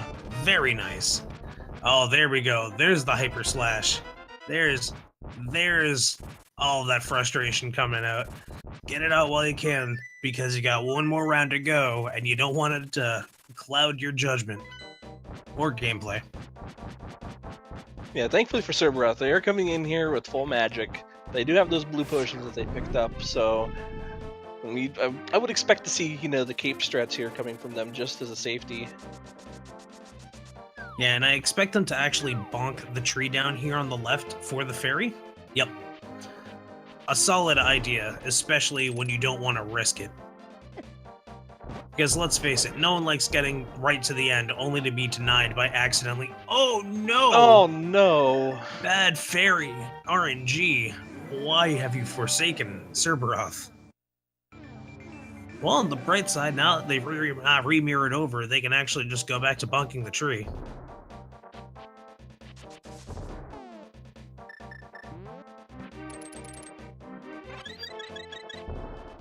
There we go. Oh, looks like... Oh, no. Not going for round 2. Wasn't going to go for a safety in a bottle. Must have realized that the bottles were full.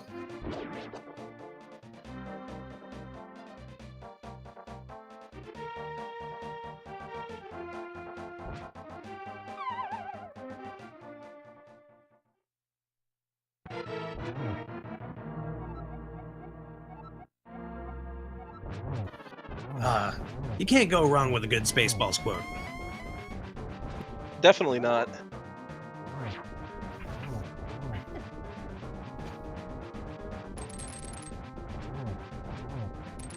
Nice use of the hook shot there. Ooh, pulling off being in the middle circle. And it actually makes it to phase 3 with relative ease there. Oh, absolutely, and I'm very glad to see that. That was smooth.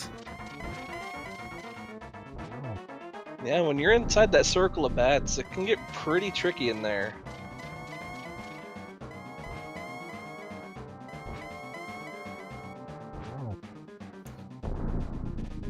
Aghanim deciding to show him the town tour.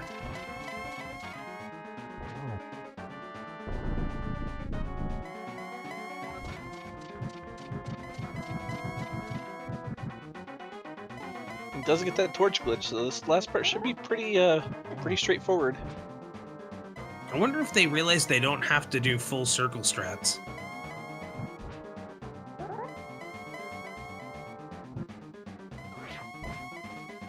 Oh. Wait, are they attempting the silverless after all that time? Yeah, looks like they are attempting silverless after picking up the silver arrows in Ganon's tower. I mean, I guess at this point they're going, well, might as well do it for the meme. Fortunately, they know what they're doing. Yeah, this is definitely a very tricky fight when you're first learning how to do silverless Ganon. Oh, yeah. When you don't know how to do this at first, it is super frustrating. Yeah, but once you learn the timing and how to manipulate that bat, it does get just a little bit easier. Absolutely. And, arguably, I actually find it more relaxing than silver arrows. Yeah, there's nothing like being able to sit here, being able to torch that one, or use your lantern on that one torch, not having to go into your menus at all, just kind of having a nice relaxing finish off to your run. Hey, potion time though, let's go. Oh, not timing the bat right off the... Oh. And I feel I may have once again jinxed Serberoth here. I am very sorry. Nah, no, we're good. Don't worry. Oh, I shouldn't have said anything. Okay, we're still good. We're still good.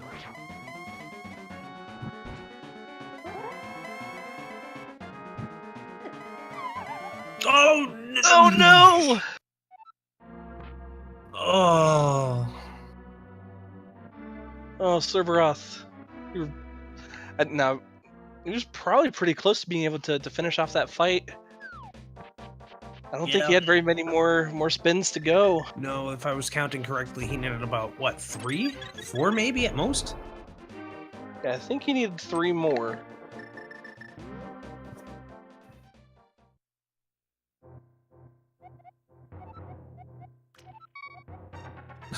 Oh, throwing the bottles in. Wait, throwing the bottles in?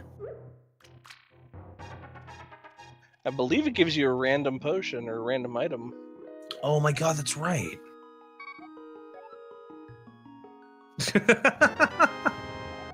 Oh, oh! in blue! Yo, that is Potion, good that is- luck. That is amazing luck to get out of the Waterfall of Wishing.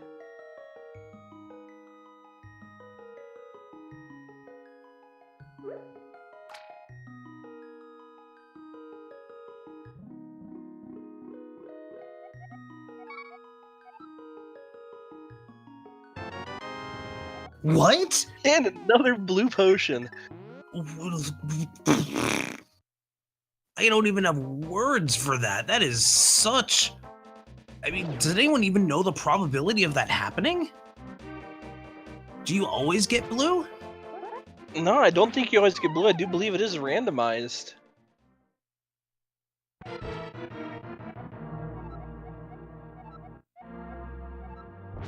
Yeah, maybe randomized per seed, but you never know what you do get out of there. No, it is never. It definitely isn't the same from seed to seed. Randomized per seed would make sense. You know, making quick work of both the first and second phase once again. Yeah, props once again to staying inside that circle of bats during that second phase. Definitely not easy to do.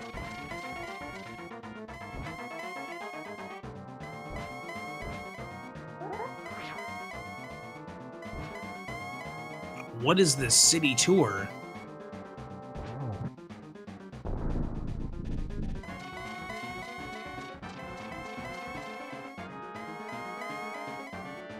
Come on, Ganon, stop. Okay. There we go. Three is better than whatever that last one was. Yeah.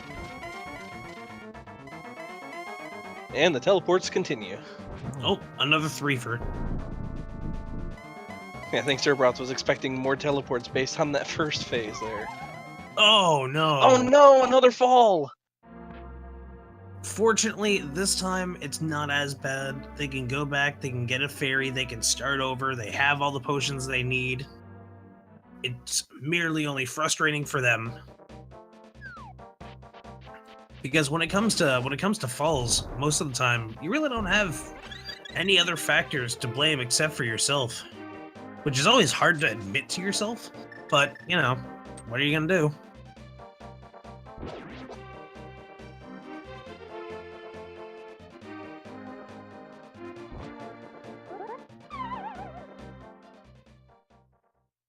So I'll be curious to see whether or not Serberoth does continue to go with the silverless strategy here after falling a couple times.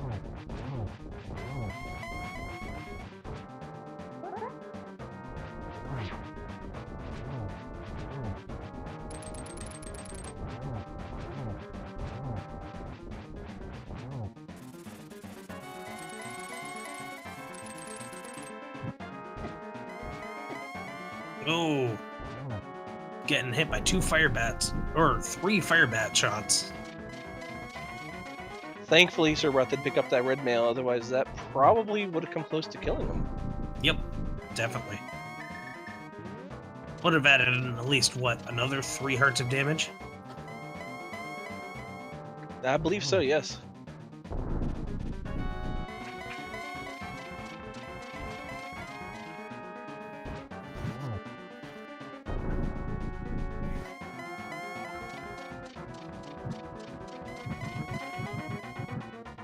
Very nice avoiding that bat that time. He is going to continue with silverless. You know, I guess if you're already going for it, might as well go for the gold.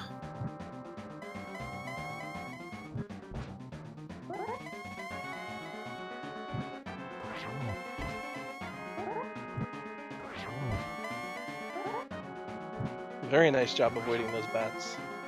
Absolutely.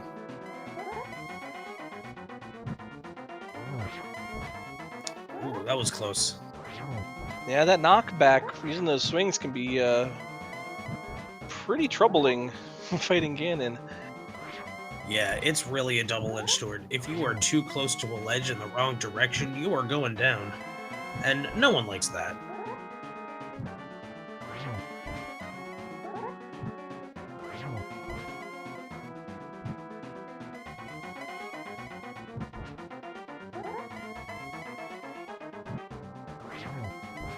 Once again, after those couple hiccups that he had in the first couple attempts, it's a rather clean attempt here on Ganon here. Absolutely.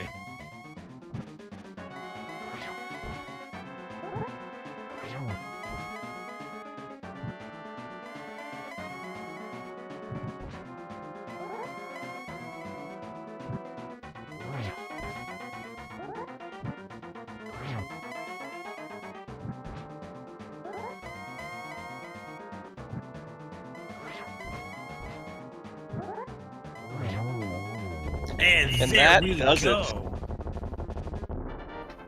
And with that, Serberoth has finished in second place in this race with an official SRL time of 3 hours and 27 minutes. Great job, Serberoth. Great job to all of these racers tonight. Indeed. Good game to them, most definitely. Since I'm not in that area, would you please ask if they want to do a interview with us?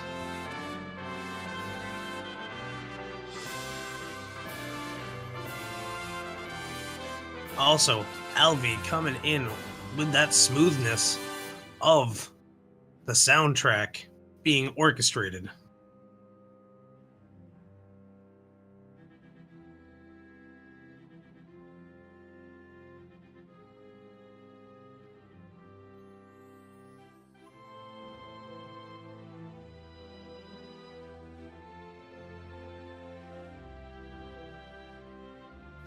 Oh, And- apparently, according to chat, he just learned Silverless Ganon last night. All right, so we did get confirmation here. Serberoth will be joining us here for an interview. Heck yeah. But yeah, now knowing that he learned it last night, no wonder he wanted to keep going and doing it. It's always nice to be able to show that you can. Yeah. Hey, and there's Serberoth in the waiting room. Let's bring him on over. Everyone, please welcome Serberoth to the stream. Serberoth, GG, congrats, you made it. Yeah, You survived. that's true. You didn't explode. That's the important thing here. Let's be real. Very true. Now, I have to say, chat did point out you just recently learned Silverless Ganon. Is that right? Yeah, last night. Nice. Wow. Well, congratulations on pulling that off here. That was that last attempt was a really solid attempt on Ganon. Fairly clean for the most part. Yeah, I would have had it the first time had I not gotten knocked off. But yeah, Yeah, it was unfortunate, but it happens. Let's be real. The stream, or not the stream, the actual seed itself was trolly to all of the racers in at least one degree, and most of it was, well, all of you pretty much had a lot of similar hiccups. I couldn't find the bow. Yeah, oh, you have no idea how much we were feeling for you when you kept backtracking. Yeah, I literally checked everywhere.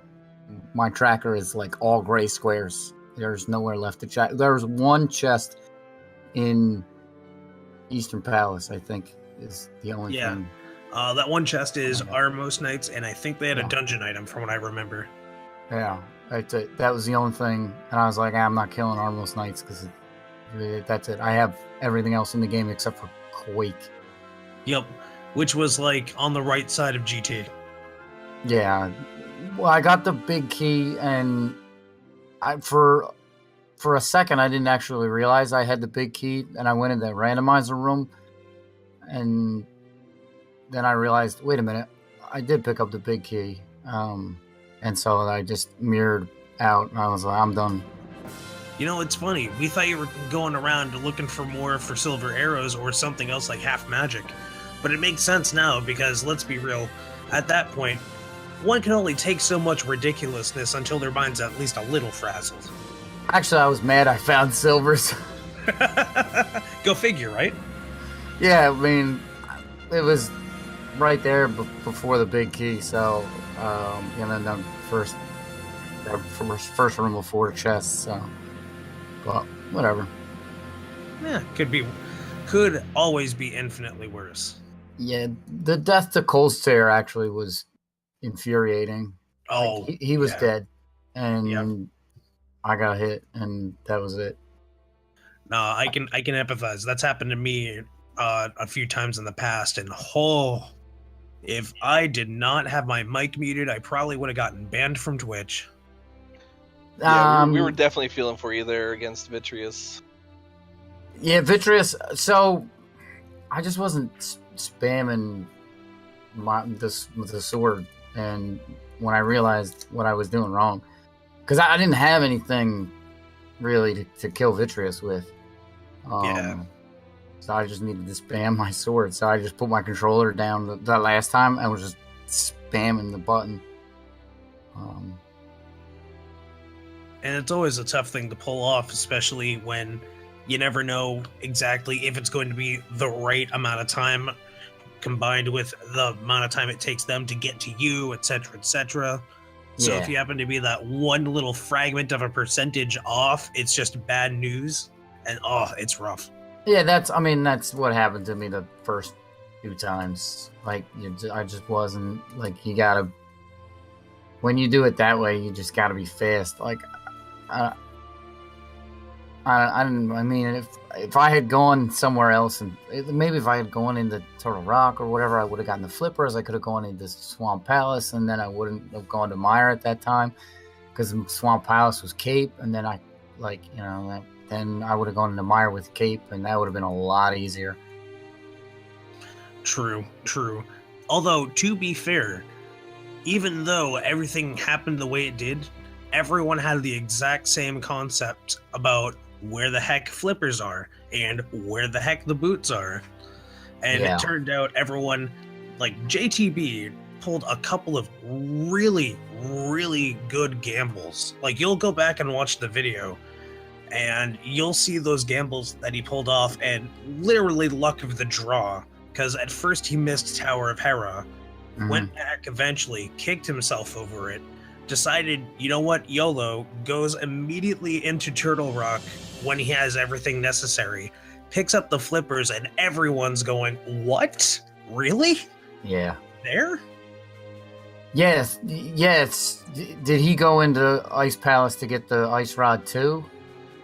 I can't remember if he found Ice Rod at that point, actually. Okay. JTB did find the Ice Rod. Yeah, it was in Ice Palace, but you had to fake flipper into Ice Palace in order to get it. Because I remember, I knew I fake flippered into Ice Palace because I was like, I just need another crystal. I don't, like, I can't make any, I just want some more progress. And I thought there's an off chance that the bow could have been in there. And then for some, when it wasn't, like, I still had 2 chests open on Skull Woods, and when I went back to Skull Woods, I'm like, nah, man, I totally cleared this out. What am I doing? I think I was wrong. I remember in the randomizer that I did earlier in the day. Oh, yeah, that does it too. Yeah, no, I've seen not only myself, but a lot of racers also in this tournament. They end up going through something, and in their mind, they go, oh, I already did this. And they go, crap, wait, no, that was a race I just did. Not this one. And the next thing you know, someone ends up forgetting to check something. I think the worst one I ever saw, shout outs to him for showing me by example how painful that one is. That okay guy managing to miss the Sanctuary chest, which actually had a progression item. That was the last tournament. And all the empathy. I ended up doing almost the exact same thing, funny enough. And after that, I also learned, that is rough to feel afterwards when you just think you've checked something and the next thing you know, all of a sudden, nothing. Oh, it's rough. Well, yeah, that was it. When I went back into Skull Woods, I knew that the one room with the Gibdos and that always has the key. Like, I knew I didn't check that, but I went back into Skull Woods, and I'm like, I went back in there, and then in the off chance I went to some of the other rooms, like, to get out, and I saw that one chest was closed, the one with the 2 pits around it. And I'm like, Yeah. Why is that closed? I checked that. What's going on? And then I started checking around the whole rest of the place. And then finding Butter Sword and everything was just icing on the cake. Yeah. But that kind of recollection does happen to us, even at the best of times. It's tough. It's tough. But you managed to get through, and fortunately, you managed to defeat everything and come through, and you didn't, most importantly, you didn't give up. We've seen a lot of people that would have literally, even in chat, they said, by 2 hours, I would have forfeited. And I'm just thinking to myself, yeah, no, I can see that frustration. But you said, no, I'm doing this. Even if it were just spite alone. And you pulled through. And I got a hell of a lot of, a lot of respect for that. Yeah, I mean, this is my last race in this tournament. I'm out, and it's not 3 a.m. yet, so I was good to go. Fair enough. But nonetheless, good game indeed. Do you have any final thoughts before we wrap up for the night? No. Thanks, everyone. Hey, no worry. Have a good one, get some rest, and we'll see you later. Yep. Good game.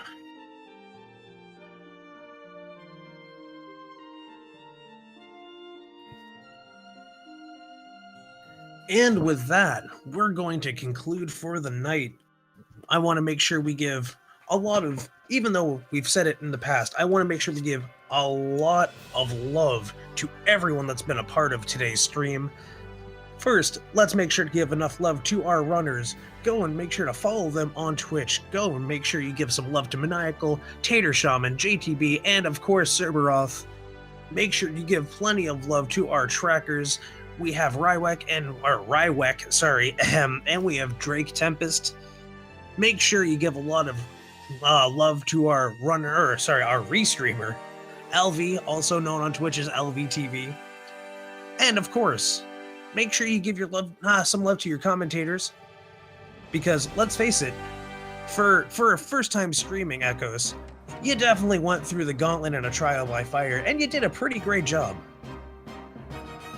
I do want to thank you. It was a lot of fun, and I'm looking forward to doing this some more. This was a blast and an honor to be a part of. Absolutely, and I can't even agree more. So make sure you give Echoes some love under, if I'm correct, the _Echoes on Twitch? Yes, that is correct. Awesome. And if you want to give Glentai some love, I'm pretty sure I wouldn't mind either, by all means. But hey, by all means, again, you do you, but nonetheless, we want to thank you for joining us all, and we'll see you with more randomizer shenanigans, if not for some reason within a couple of hours. I mean, I don't exactly know why that happened, but let's just say maybe some hosts. Then we will see you tomorrow with even more randomizer goodness. Have a good night, everybody. Yes, thank you guys. Have a great night, and hope to see you back here again soon for some more randomizer action.